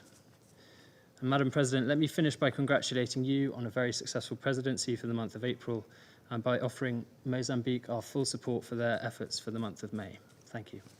I thank the representative of the United Kingdom and pass the floor to France. Je vous remercie, Madame la Présidente. I thank you, Madam President. By way of preliminary remarks, France notes that the format of today's meeting is unusual. Russia is convening an emergency meeting and paints a picture of Bosnia and Herzegovina on the brink of collapse. France does not share this dramatic assessment of the situation, even if the attitude of the leaders of the Republika Srpska is of concern to us. Last month, the decision of the European Council to open accession negotiations with Bosnia and Herzegovina sent out a clear signal. The future of Bosnia and Herzegovina, like that of the whole Western Balkans, is in the European Union, benefiting all their citizens. France regrets the fact that this decision was followed by serious threats on the part of the president of the Republika Srpska entity, Mr. Milorad Dodik, with regard to the unity of the country. France condemns the adoption by the National Assembly of the Republika Srpska on the 19th of April of draft laws on elections, referendums and immunity, as well as the draft law on foreign agents. These measures impinge upon the constitutional order of Bosnia-Herzegovina. The draft law on foreign agents jeopardizes the preservation of an environment which is favorable to civil society, the media and freedom of expression. France calls upon the leaders of the Republika Srpska to put an end to these initiatives, which harm the country's prospects of accession to the European Union. We do not share Russia's depiction of a serious deterioration of the security situation in Bosnia-Herzegovina, but the nationalist rhetoric and the threats of secession from the president of the entity of the Republika Srpska imperil stability in the country and the region. France, as a witness to the Dayton-Paris Accords, will continue to support unity and territorial integrity in Bosnia and Herzegovina. We trust that all the witnesses to the Dayton-Paris Accords will do likewise. Madam President, it is regrettable that Russia is once again seeking to exploit the work of the Security Council against the backdrop of the draft resolution of the General Assembly of the United Nations on the creation of an International Day of Reflection and commemoration of the 1995 genocide in Srebrenica.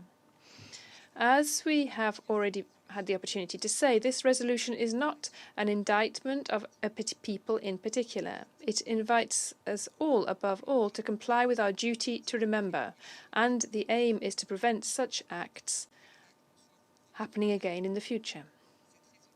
This resolution promotes reconciliation upon the basis of respect and solidarity for all victims, independently of their ethnicity or religious beliefs. Madam President, for France, an international presence in Bosnia-Herzegovina remains necessary for the stability of the country and the region, pursuant to the framework established by the Dayton-Paris Accords. The European Union has, since 2004, played a fundamental role in the field, with the EUFOR Althea operation, which France contributes actively to. With regard to the civilian dimension, France supports the mandate of the High Representative. France calls upon all stakeholders in Bosnia and Herzegovina to avoid any provocation which could sow discord. France invites all the political forces of Bosnia and Herzegovina to work together so as to advance with the reforms which will be necessary for the EU accession prospects of Bosnia and Herzegovina as a whole. Madam President, we take this opportunity to congratulate you for your presidency and to wish all the best to Mozambique for their presidency next month. I thank you. Thank the representative of France and pass the floor to Sierra Leone. Thank you, Madam President, and thanks for convening this briefing. I thank ASG Gencha, Ms. Ivanovic, and Mr. Christian Smith for their insightful briefings. I welcome the participation of the representatives of Bosnia, Croatia, and Serbia. Sierra Leone welcomes the opportunity for the Council to be briefed on any emerging issues which may threaten the hardened peace and progressive implementation of the General Framework Agreement for Peace in Bosnia and Herzegovina, also known as the Dayton Agreement. In this regard, we would like to emphasize 4 key issues. First, Sierra Leone acknowledges the sovereignty and territorial integrity and the internationally recognized borders of Bosnia and Herzegovina. We further note that the establishment of the entities of the Federation of Bosnia and Herzegovina and the Republic of Srpska was not intended to perpetuate ethnic or political divide or reinforce separatist sentiments. We therefore deplore all actions that threaten the territorial integrity and stability of the government of Bosnia and Herzegovina. We are of the view that it is important to honor and respect Bosnia and Herzegovina's culturally, ethnically, and religiously diverse heritage. In this vein, we call for the people of Bosnia and Herzegovina to embrace their multi-ethnic identity, which continues to generate and reflect a resilient and progressive nation. Second, Sierra Leone commends the government of Bosnia and Herzegovina on progress made in the implementation of the Dayton Agreement, particularly the creation of its constitution, the entrenched provisions of human rights and fundamental freedoms, and the establishment of a constitutional court.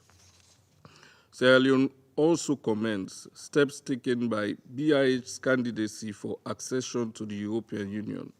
We further welcome the incremental steps to be undertaken for the country's alignment with EU standards, particularly where they promote just, peaceful, and inclusive societies. We therefore appeal to all stakeholders to refrain from taking any action which undermines the credibility and functionality of these institutions. Third, Sierra Leone acknowledges the role of the European Union Force for Bosnia and Herzegovina, EUFOR, advancing the work of the High Commissioner and supporting the objectives of the Peace Implementation Council Steering Board. We are mindful of the role of regional organizations in line with Chapter 8 of the UN Charter on Regional Arrangements. In accordance with the principle of subsidiarity, we support the role of credible regional actors in supporting state effectiveness and peace and security in the region. Madam President, our 4th point is the critical role of this Council in supporting de-escalation of tensions and encouraging dialogue among the key actors in Bosnia and Herzegovina. This is particularly key given the government's commitment to undertaking economic, judicial, and political reforms that are critical to attaining lasting peace and security, as well as sustainable socio-economic growth in the region. We therefore emphasize the importance of the Council working cooperatively with all other actors within the PIC Steering Board for full implementation of the 5+2 agenda across the whole of Bosnia and Herzegovina, particularly in resolving the deepening gridlock between state actors and the OHR. Finally, Sierra Leone urges all member states, regional actors, and entities of Bosnia and Herzegovina to direct their will and effort on delivering on the collective promise and responsibility of never again for the benefit of the people of Bosnia. Madam President, let me take this opportunity to congratulate Malta for their successful presidency for this month, and we wish Mozambique all the best for the upcoming presidency and assure them of our full support. I thank you. I thank the representative of Sierra Leone. I shall now make a statement in my national capacity. I thank High Representative Schmidt for his briefing and have taken note of the views expressed by Ms. Zvjanovic. I also welcome the representatives of Bosnia and Herzegovina, Serbia and Croatia to the Chamber. Malta welcomes the progress achieved by Bosnia and Herzegovina during the past few months and positively notes the sustained overall stability in the country. However, Malta remains worried by some setbacks which risk jeopardizing progress. In this context, we are monitoring the situation on the ground and hope that any rifts at the political level do not in any way translate into heightened tensions. We call on the country's leadership to refrain from inflammatory rhetoric and divisive actions, as these would seriously threaten peace and stability in the country and, potentially, in the wider region. We reiterate our position on the importance of sustained stability in the Western Balkans, which is interlinked with the overall prosperity of the region. Malta reaffirms its unwavering support for the Dayton Agreement. We urge all parties within Bosnia and Herzegovina to fully and scrupulously respect and uphold the principles enshrined within it, including the power-sharing framework, and work in a constructive manner within agreed parameters. In this context, we have strong reservations about the value of this meeting in contributing to diffusing tensions, especially since it was neither requested nor supported by Bosnia and Herzegovina. We reiterate our support for the mission and mandate of the High Representative. At the same time, we do acknowledge the reservations made by one entity on the work of the HR. However, we reiterate that concerns shall be addressed jointly and in a spirit of cooperation among the country's leadership. Inflammatory narratives and unilateral actions will exacerbate disputes rather than solving them. We also renew our support for EUFOR Althea's role in maintaining scrutiny and stability, and believe that its presence is crucial for preserving the present stable situation. Malta welcomes the recent decision to open EU accession negotiations with Bosnia and Herzegovina and continues to support its commitment towards achieving its goal of European Union membership. We encourage Bosnia and Herzegovina to strive in adopting the necessary reforms and strengthening the country's constitutional, electoral and judicial frameworks that would ensure meaningful progress towards EU membership. These reforms must be inclusive and based on the rule of law. Adequate representation of women in all government institutions and an inclusive public administration is of paramount importance. We are likewise strongly concerned about recent legislative initiatives which run counter to the constitutional order of the country and its EU path. We strongly encourage all parties to focus efforts on enacting current legislation through coordinated institutions. This is the only way to achieve adequate reforms and overcome future challenges. A strong commitment from all parties towards reconciliation and the strengthening of cohesion is urgently needed. In this context, Malta, also in its capacity as OSCE 2024 Chair in Office, encourages parties in Bosnia and Herzegovina to make full use of the OSCE structures and presence on the ground, including its distinct toolkit to promote dialogue and diffuse tensions. In conclusion, Malta continues to strongly support Bosnia and Herzegovina's unity and territorial integrity and urges for responsible and sensible leadership in the country that strives towards cooperation based on the respect for all members of society with a clear view towards EU accession. Serious efforts are needed to engage in a constructive and inclusive dialogue that guarantees peaceful coexistence. I now resume my function as President of the Council. The representative of the Russian Federation has asked for the floor to make a further statement. I give them the floor. Madam President, we listened closely to the statement delivered by our Security Council colleagues, and we arrived at the alarming conclusion that our Western colleagues, first and foremost, Western permanent members of the Council, unfortunately, when it comes to stabilization around BNH, they have no interest in that whatsoever. And when it comes, the tactics are to pin blame on one of the state of the constituent peoples, to besmirch its history and leadership, to at the same time turning a blind eye to the egregious violations of the Constitution and Dayton agreements and the Constitution of BNH. None of them today uttered a word about that. A singular encapsulation of the violations, an encapsulation, Mr. Schmidt has been invited to participate in this meeting, and clearly he has no repentance for his subversive actions. We are interested in how Mr. Schmidt, the violations of both Mr. Schmidt and the two members of the BNH presidency and himself, how would the permanent representative of BNH today comment on those violations? But of course, also the camouflage for illegal actions of the West in BNH is for the flagrant campaign to transform Russia as an instrumentalization of their parochial interests through the discussion in the Council of certain subjects, which allegedly they allege are beneficial to us. To what? In the narrative of those countries, to circulate Russian disinformation, and that's what we heard today. Here, also, there's nothing new, and we are well aware of these machinations. We encounter these situations when Western countries attempt to push through their so-called rules-based order, which, as we are all well aware, has nothing to do at all with international law. Clearly, Washington and Brussels cannot imagine the consequences of the continuation of this unprecedented, highly dangerous policy for both BNH and its neighbors. The sooner they revert back to implementation of Dayton, the more likely it is to preserve regional and general European stability. Thank you. I thank the representative of the Russian Federation. I now give the floor to the representative of Bosnia and Herzegovina.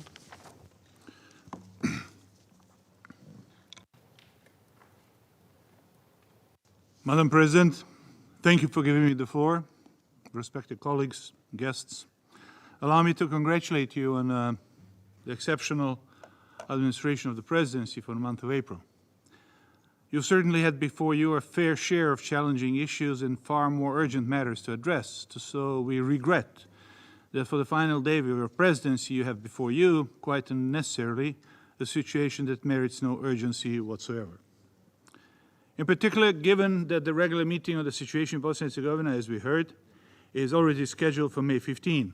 However, it merits a serious concern that this Council is being instrumentalized as a public stage to the detriment of Bosnia and Herzegovina.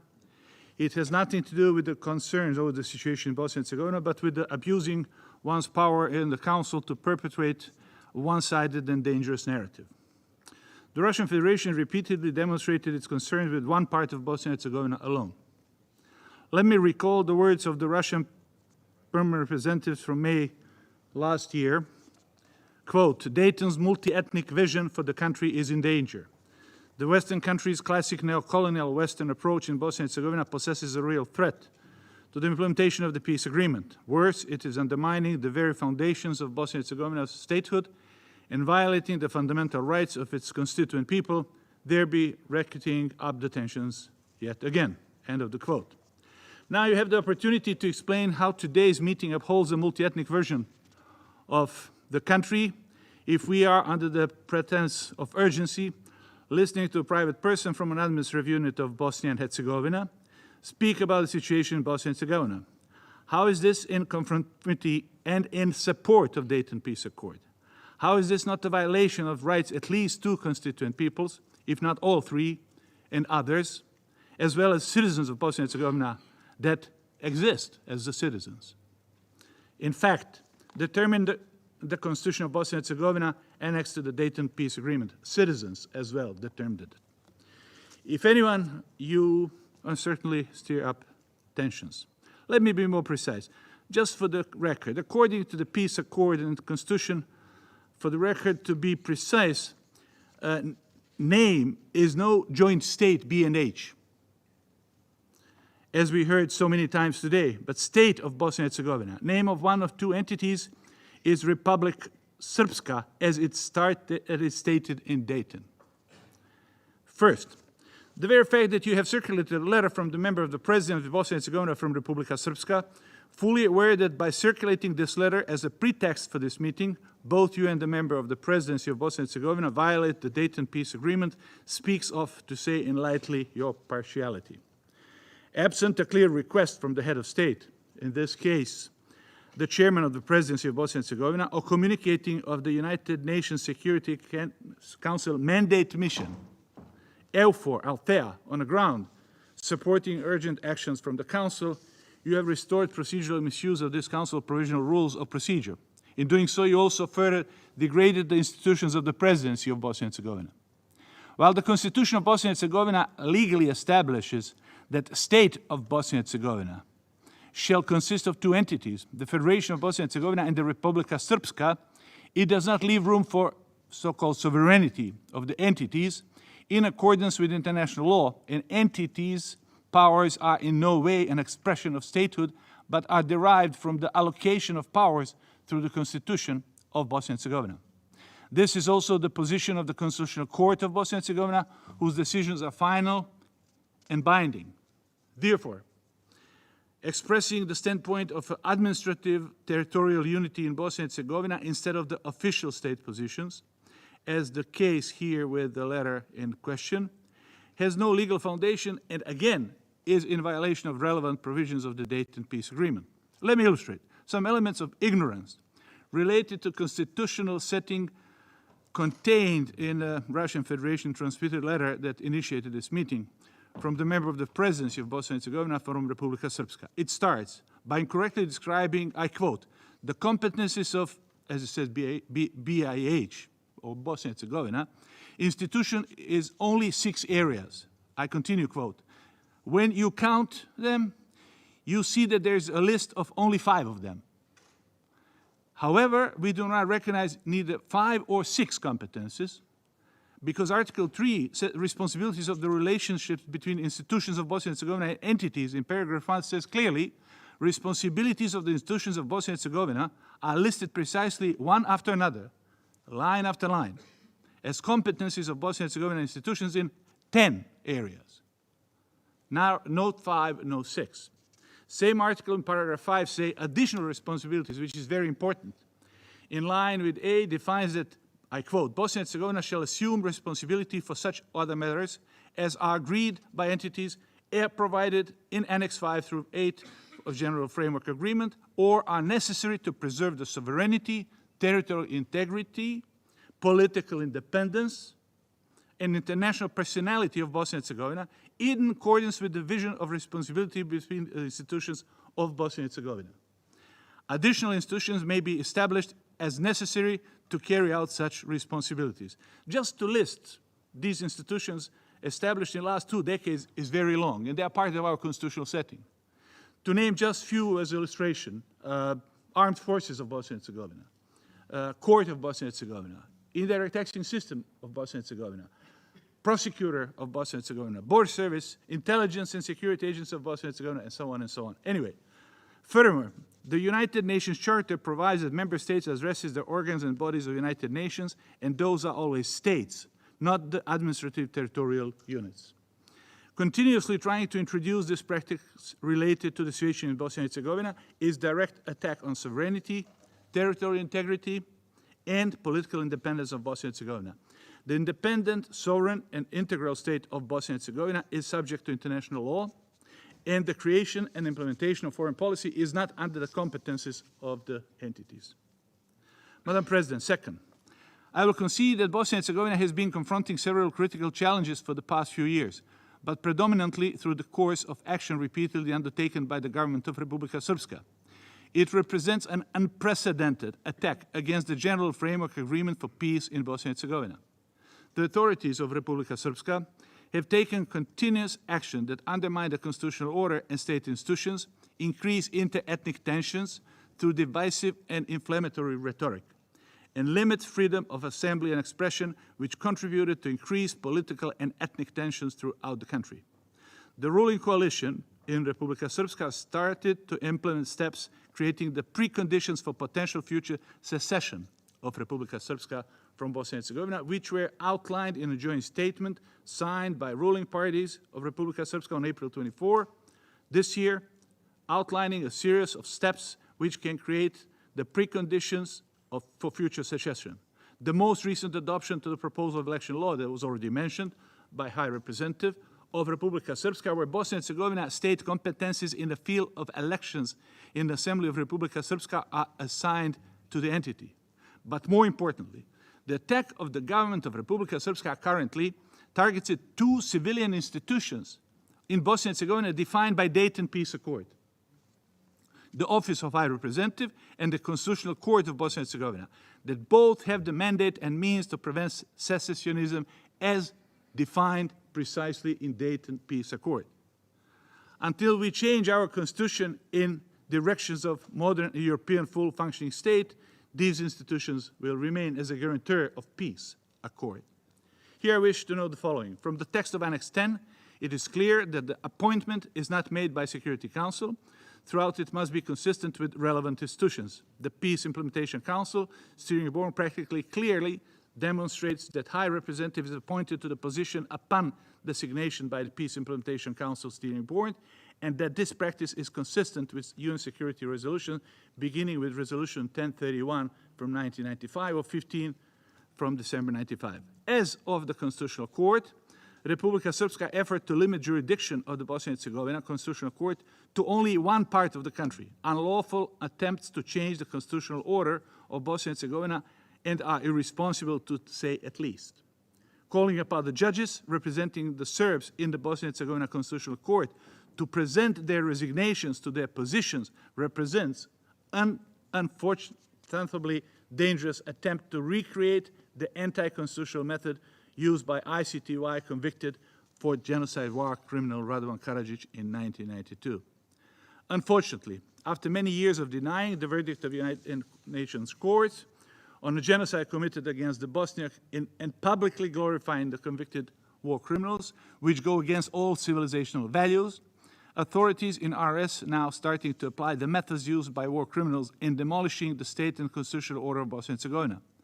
These serious violations of the Dayton Peace Agreement, in fact, threaten the peace and stability in the country and in the region and are determined to viable and sustainable future among civilized nations.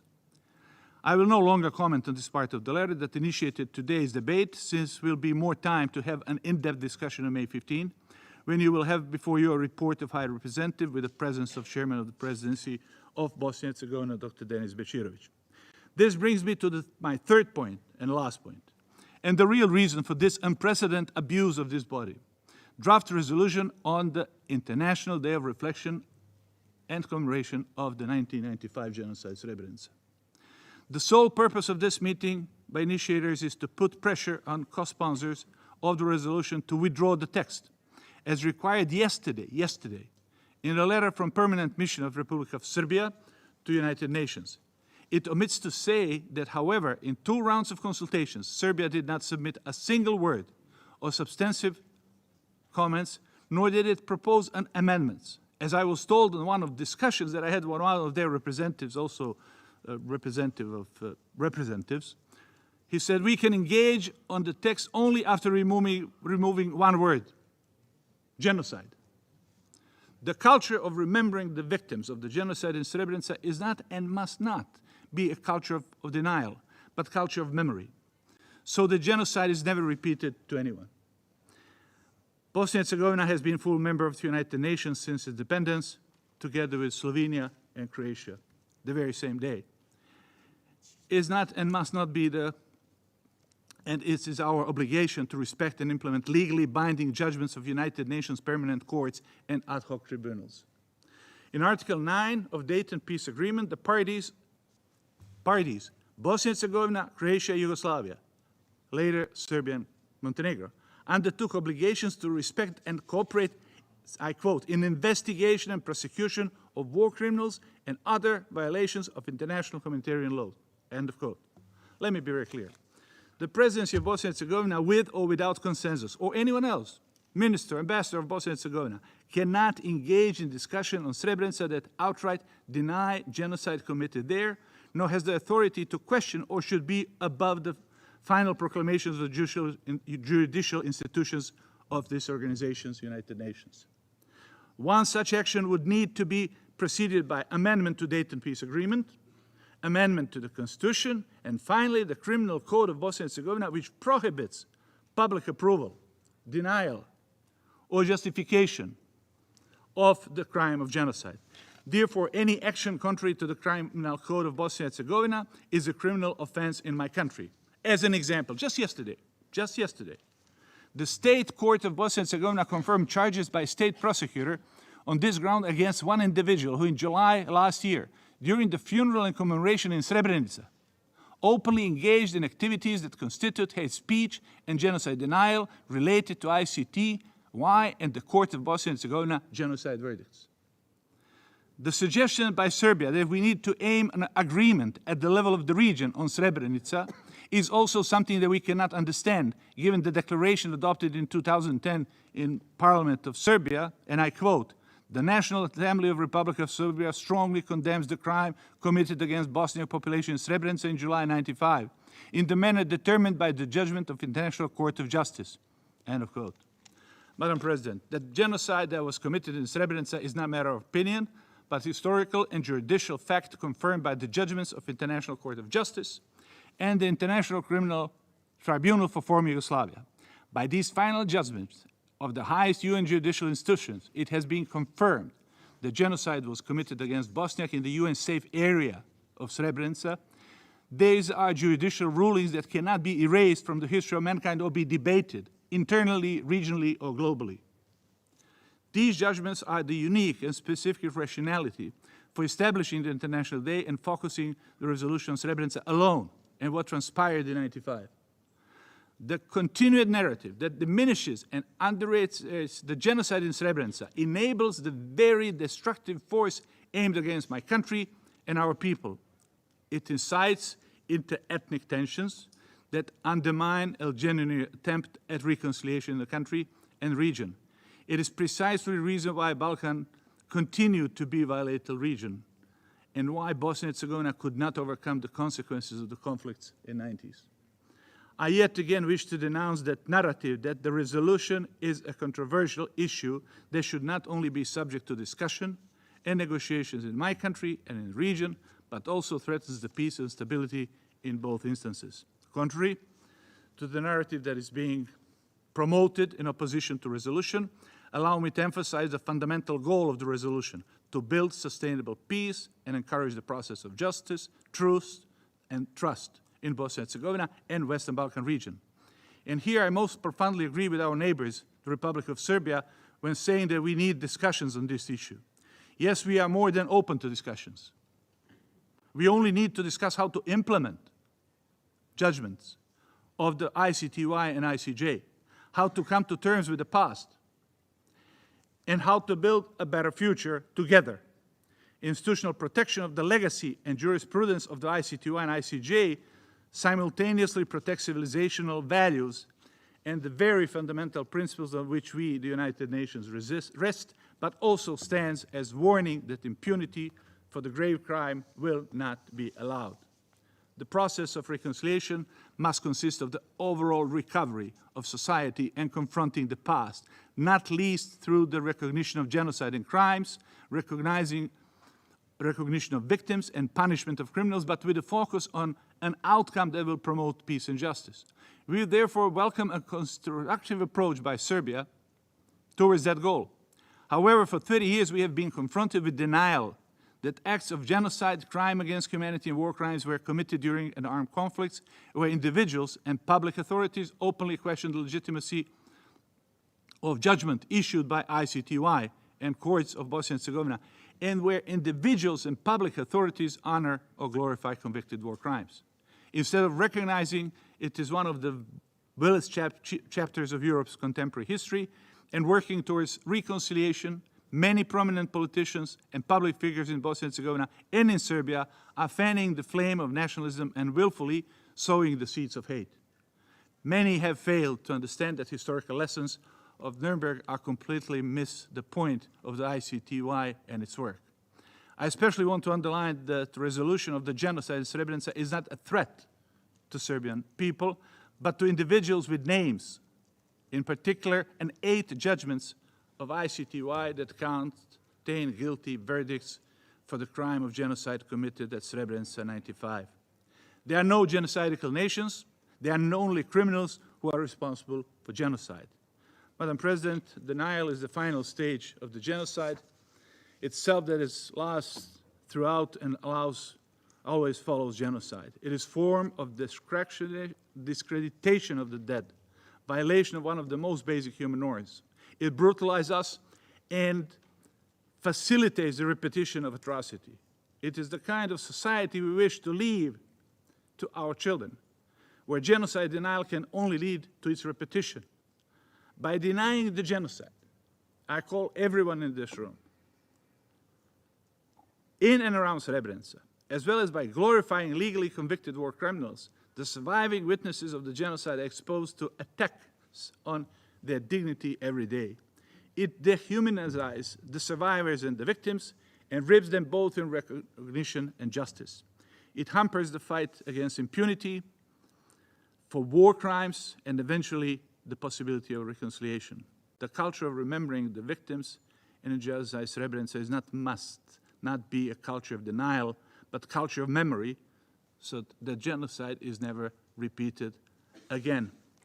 The continuous diminishing and reiterating the genocide in Srebrenica enabled the very destructive force aimed against my country and our people. It undermines all genuine attempts at reconciliation in the country and the region. It is the precise reason why the Balkans continue to be a volatile region, as some say, and why Bosnia and Herzegovina could not overcome the consequence of the conflict of the 90s. That is what stands in the way of reconciliation and peace in Bosnia and Herzegovina.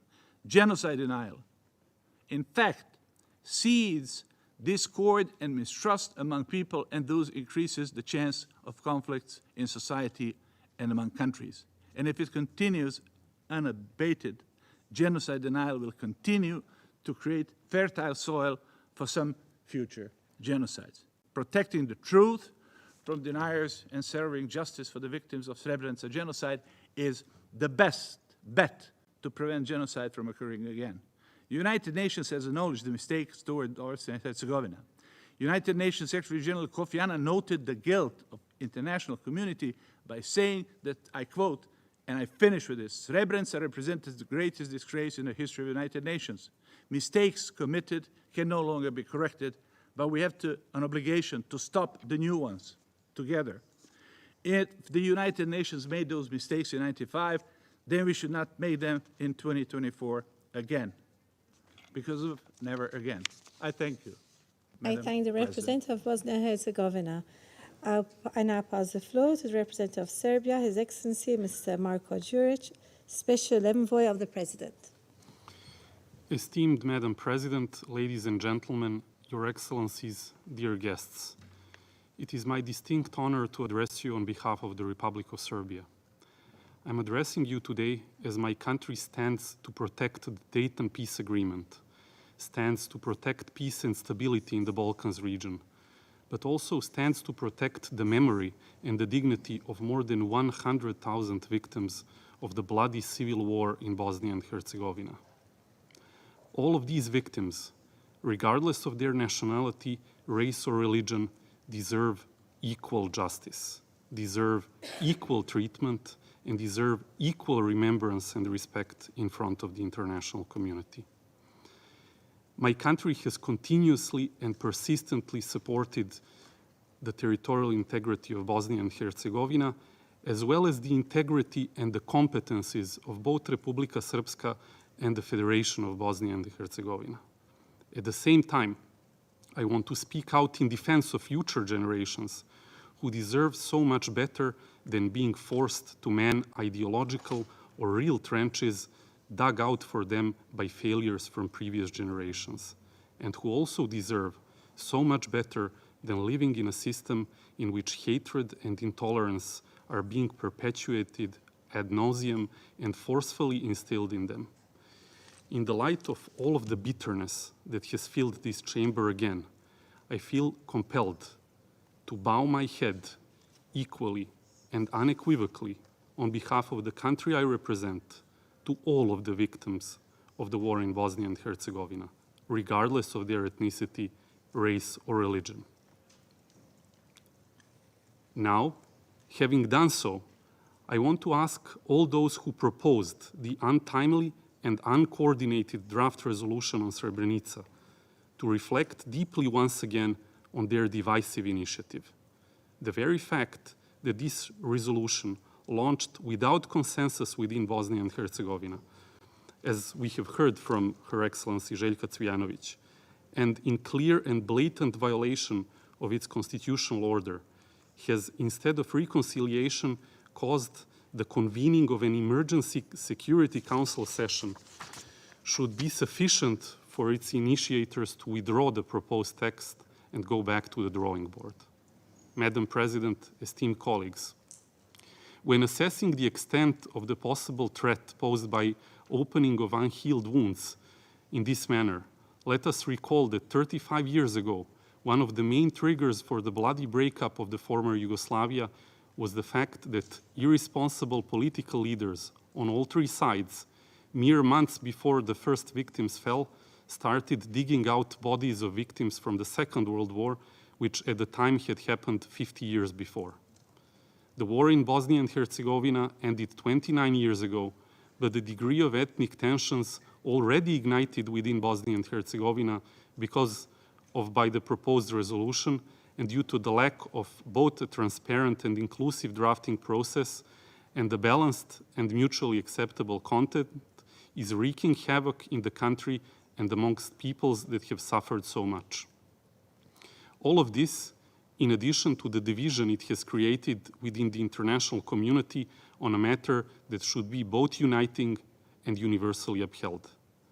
What has then caused such a negative reaction? Let me be very clear and very concrete. The proposed resolution on Srebrenica was drafted, proposed, and co-sponsored by the permanent representative of Bosnia and Herzegovina, without the legally required consent from the tripartite presidency of Bosnia and Herzegovina. On the contrary, this was done in almost complete secrecy, without consulting the Serbian entity within Bosnia and Herzegovina or its elected representatives, and without any attempt to acknowledge more than 100,000 other victims of the war that brought down former Yugoslavia. The resolution was drafted without any regional consultations, despite what basic respect amongst nations requires, as well as established good practice, as was the case with the Anga resolution on Rwanda genocide in 2003. Furthermore, Article 12 of the UN Charter clearly stipulates that matters being discussed by the UN Security Council should not be decided by the UNGA, making the proposed resolution a direct encroachment on the competencies of the UN Security Council. The resolution is narrow in scope and does not do justice to vast majority of the war's victims. Let me also be very clear. Republic of Serbia has continuously and consistently condemned all crimes of this tragic conflict, and particularly the Srebrenica massacre, horrific and standing out by its scale and cruelness. In 2010, the National Assembly of the Republic of Serbia adopted the declaration condemning the crime in Srebrenica. Senior officials of the Republic of Serbia, including 2 subsequent presidents, paid their respect to the victims at the Memorial Center in Potočari on several occasions and participated in commemorations at the UN in New York. the Republic of Serbia unequivocally and strongly condemns the denial of all the crimes in Bosnia and Herzegovina. However, I would like here to ask a simple question to those who initiated this resolution that doesn't acknowledge so many of the victims of horrific crimes that should be shameful for every human being. What are you going to tell the here present in this room, sisters Duška and Svetlana Stanić from Duvno, who were only 6 and 8 years old when they were tortured and abused in Raščani prison camp for the crime of being born as Serbs? Rajko Draganić, who came back from Brđani, Konjic municipality, with his daughter, only to find his wife and his parents slaughtered. What are you going to say to your citizens, dear representatives from Bosnia and Herzegovina, like here present Dušan Magazin from Živašnica, whose parents were killed while he was still very young? All these victims, are they less worthy of remembrance? For the families of many victims, it is still difficult for their voices to be heard and recognized. For 29 long years, they have been begging for the truth and justice, and we wanted to give these people an opportunity to share their testimonies at today's event, advocating equal justice for all Bosnia and Herzegovina victims, the only path to reconciliation. They best understand the pain of all the victims and their families, regardless of whether they are Bosniaks, Croats, or fellow Serbs. We need to bear in mind, I repeat, that equal justice for all Bosnia and Herzegovina war victims is the only path to lasting peace, stability, and reconciliation. Ladies and gentlemen, contrary to everything we are being told by some of the co-sponsors, the real reason for proposing this divisive and dangerous resolution has been revealed by Mr. Elmedin Konaković, the foreign minister of Bosnia and Herzegovina, who days ago publicly said, "Such a Serbia," I quote, "such a Serbia deserves nothing other than to be despised and does not deserve a hand of cooperation," end quote. He went on to proclaim in an offensive way that his ethno-nationalist regime intends to reopen judicial proceedings against my country and does not have reconciliation or good neighborly relations on its agenda. As we gather today to discuss these difficult issues, we must acknowledge the challenges of our past, yet choose a constructive path forward. Our region should be united not by the grievances of times gone by, but by our common goals for prosperity. It is imperative that we focus on nurturing talent and capturing new markets together. Just look at the staggering number of individuals leaving both entities in Bosnia and Herzegovina, especially from the Federation. This exodus raises a critical question. Who will remain if we persist in dredging up old wounds? Do you really think that so many of the war victims, if they could speak, would consent being trivially exploited for political purposes? Personally, I believe they would not desire our region to be shackled by a cycle of interethnic hatred under the guise of remembering the past. Would they be content to see their homeland stuck in bitterness, or would they prefer we honor their memory by building a peaceful future? This brings me to a poignant conversation I had yesterday with a foreign dignitary, one of the permanent representatives here at the UN. He expressed astonishment at our fixation on the past conflicts and rightly pointed out that healing is impossible if we continually reopen old wounds. He advised us to let the past rest and focus on the present and future. Therefore, I urge this Council to consider not just where we have been, but where we are headed. We must avoid the pitfalls that previous generations fell into.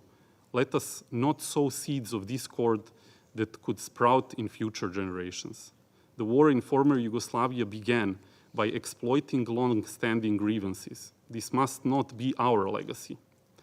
It is time to put aside resolutions that serve only to divide. Instead of digging out old graves and trenches, let us draft a new anger resolution that will have consensus within Bosnia and Herzegovina and the region. One that would lead us to the future reconciliation, collaboration, and friendship, development and prosperity, as our region holds the highest developmental potential in Europe. In conclusion, let us right away withdraw the divisive proposal of the resolution on Srebrenica and commit to a path of mutual respect and equal treatment of all victims. No more hierarchy of victims. No more revenge through political discourse. We owe it to our people and our children to forge a path of reconciliation and shared progress. To quote Archbishop Desmond Tutu, "There is no shortcut or simple prescription for healing the wounds and divisions of a society after prolonged violence. Creating a climate of trust and understanding between former enemies is an extremely difficult challenge to overcome. So, let us work together on overcoming this challenge. Let's give justice to everyone. Let's give time to heal the wounds. Let's reach a consensus on how to move beyond the divisions and ensure that painful past of our region does not and cannot happen ever again." Thank you. I thank the representative of Serbia. We are very much over time. I pass the floor to the representative of Croatia. Thank you, Madam President. At the outset, I would like to congratulate Bosnia and Herzegovina on its recent great achievement, that is the opening of the accession negotiations for the membership in the European Union this March. Croatia has wholeheartedly supported this decision, politically, diplomatically, and by providing technical assistance, and will continue to support Bosnia and Herzegovina on its European path. The progress in the EU integration process clearly demonstrates how far the country can advance once there is sufficient political will and cooperation. We would particularly like to commend the work of the Council of Ministers of Bosnia and Herzegovina, led by Chairwoman Borjana Krišto, which has had a crucial role in this process. This progress has proved that existing constitutional and political framework of Bosnia and Herzegovina is sufficient to move the country forward if dialogue prevails, cooperation replaces divisions, and when compromise is not considered a failure, but a joint success. Political leaders in Bosnia and Herzegovina have demonstrated the capacity to move the country forward once there is genuine political dialogue and cooperation, particularly between the political representatives of the three constituent peoples. We should support and encourage such progress. The international community still has a significant and positive role in Bosnia and Herzegovina. At the same time, it is up to the peoples of Bosnia and Herzegovina and their legitimate political leaders to take up the responsibility for the future of the country and its well-being. We would like to encourage all in Bosnia and Herzegovina to focus on the European integration and further relevant reforms. This includes the electoral reform, which should establish genuine equality among constituent peoples, Croats, Bosniaks, and Serbs, and guarantee the fundamental rights of each citizen as a cornerstone of political stability. This is key to live up to the aspirations of the citizens of Bosnia and Herzegovina, move the country forward on its EU integration path, and ensure a better future for all. I thank you. I thank the representative of Croatia. Ms. Zvjanovic has requested the floor again. We are over time. I can only allocate 2 minutes to you, please. Thank you. Okay, thank you. Thank you, Madam President. My understanding is that both Mr. Schmidt and myself are here in private or personal capacity, and it is not strange, given the fact that Mr. Schmidt has not been recognized as High Representative by many, since he failed actually to fulfill the requirements of the Annex 10 of Dayton Agreement. So that's number one. Number two is that myself here, I represent only myself and not the presidency as a whole. And it's going to be the same case when my colleague actually joins you in 14 or 15 days' time, when you have regular session on debate on Bosnia and Herzegovina, because he will also represent only his views, not the views of the presidency as a whole. Because in order to present the stance of the presidency, you need to have prior consultations, you need to have kind of reconciliations of attitudes and things like that. So just to be clear, there's no need to emphasize that because we are fully aware of that. I would also like to thank Ambassador Lagumdzija for reading my letters, because it's very good to know that he reads my letters, since he doesn't forward them to where they are sent. Unlike with what he does when it comes to my colleagues, or Mr. Bečirović, because he regularly sends his letters, so his letters actually reach your missions, etc., etc. It's also very good that Ambassador Lagumdzija mentioned armed forces of Bosnia and Herzegovina, because it is part of defense. And concerning defense, I have to emphasize that the BiH presidency is in charge of defense. It's our responsibility, where we decide by consensus. And then it's strange knowing that actually we need to decide by consensus. It's very strange that no one reacted to all these things that I mentioned here. Namely, I quoted actually what our Minister of Defense, BiH Minister of Defense, Zukan Helis said, and also what the Federation of BiH Minister of Security, Rama Isak, said, openly threatened violence and war. Actually, they spoke about using tank corps in fighting Republika Srpska.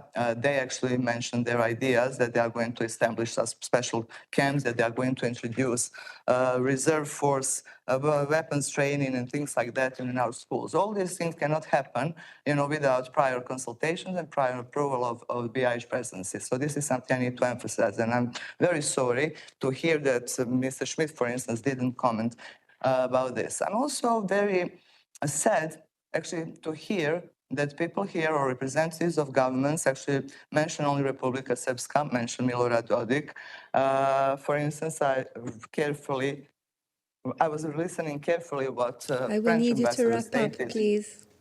I will need you to wrap up. It has been more than 2 minutes. When French President Macron refers, about jihadists in BiH and calling the country a ticking time bomb, I think that this deserves more attention than actually something which was stated by officials or representatives of Republika Srpska here, and that is not something that actually people like to hear. But we speak about reality, about the need not to breach constitution, and because it is our obligation not to breach constitution.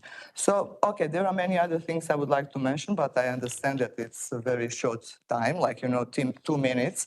But I also need to say at the end, I'm afraid actually, you've that I'm been now well even over more time, and I convinced really need to that I'm stop. now even I'm more sorry. convinced that Mr. Schmidt actually I'm sorry, but contravenes I'm going to have democracy. to pass the floor because we are way over time. Our time is enough, only till okay, 6 thank you. o'clock, and we're more than half an hour over. The United States has requested the floor. I pass to the representative of the United States. Thank you, Madam Short, President. please, I'm sorry for taking the floor. I just need to correct the record here. Ms. Savanovic mentioned that Mr. Schmidt is here in his personal capacity. On the contrary, he is here in his professional capacity as High Representative, as noted by the Secretariat on the speakers list. Thank you. There are no more names inscribed in the list of speakers. Before adjourning this meeting, as this is the last scheduled meeting of the Council for the month of April, I would like to express my sincere appreciation to the delegation of Malta, to the members of the Council, and to the Secretariat of the Council for all the support they have given us. Indeed, it has been a busy month, and one in which we rallied to consensus on several important issues within our purview.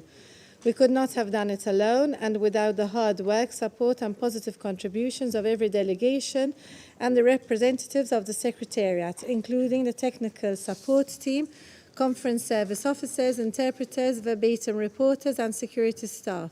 As we end our presidency, I know I speak on behalf of the Council in wishing the delegation of Mozambique good luck for the month of May. The meeting is adjourned.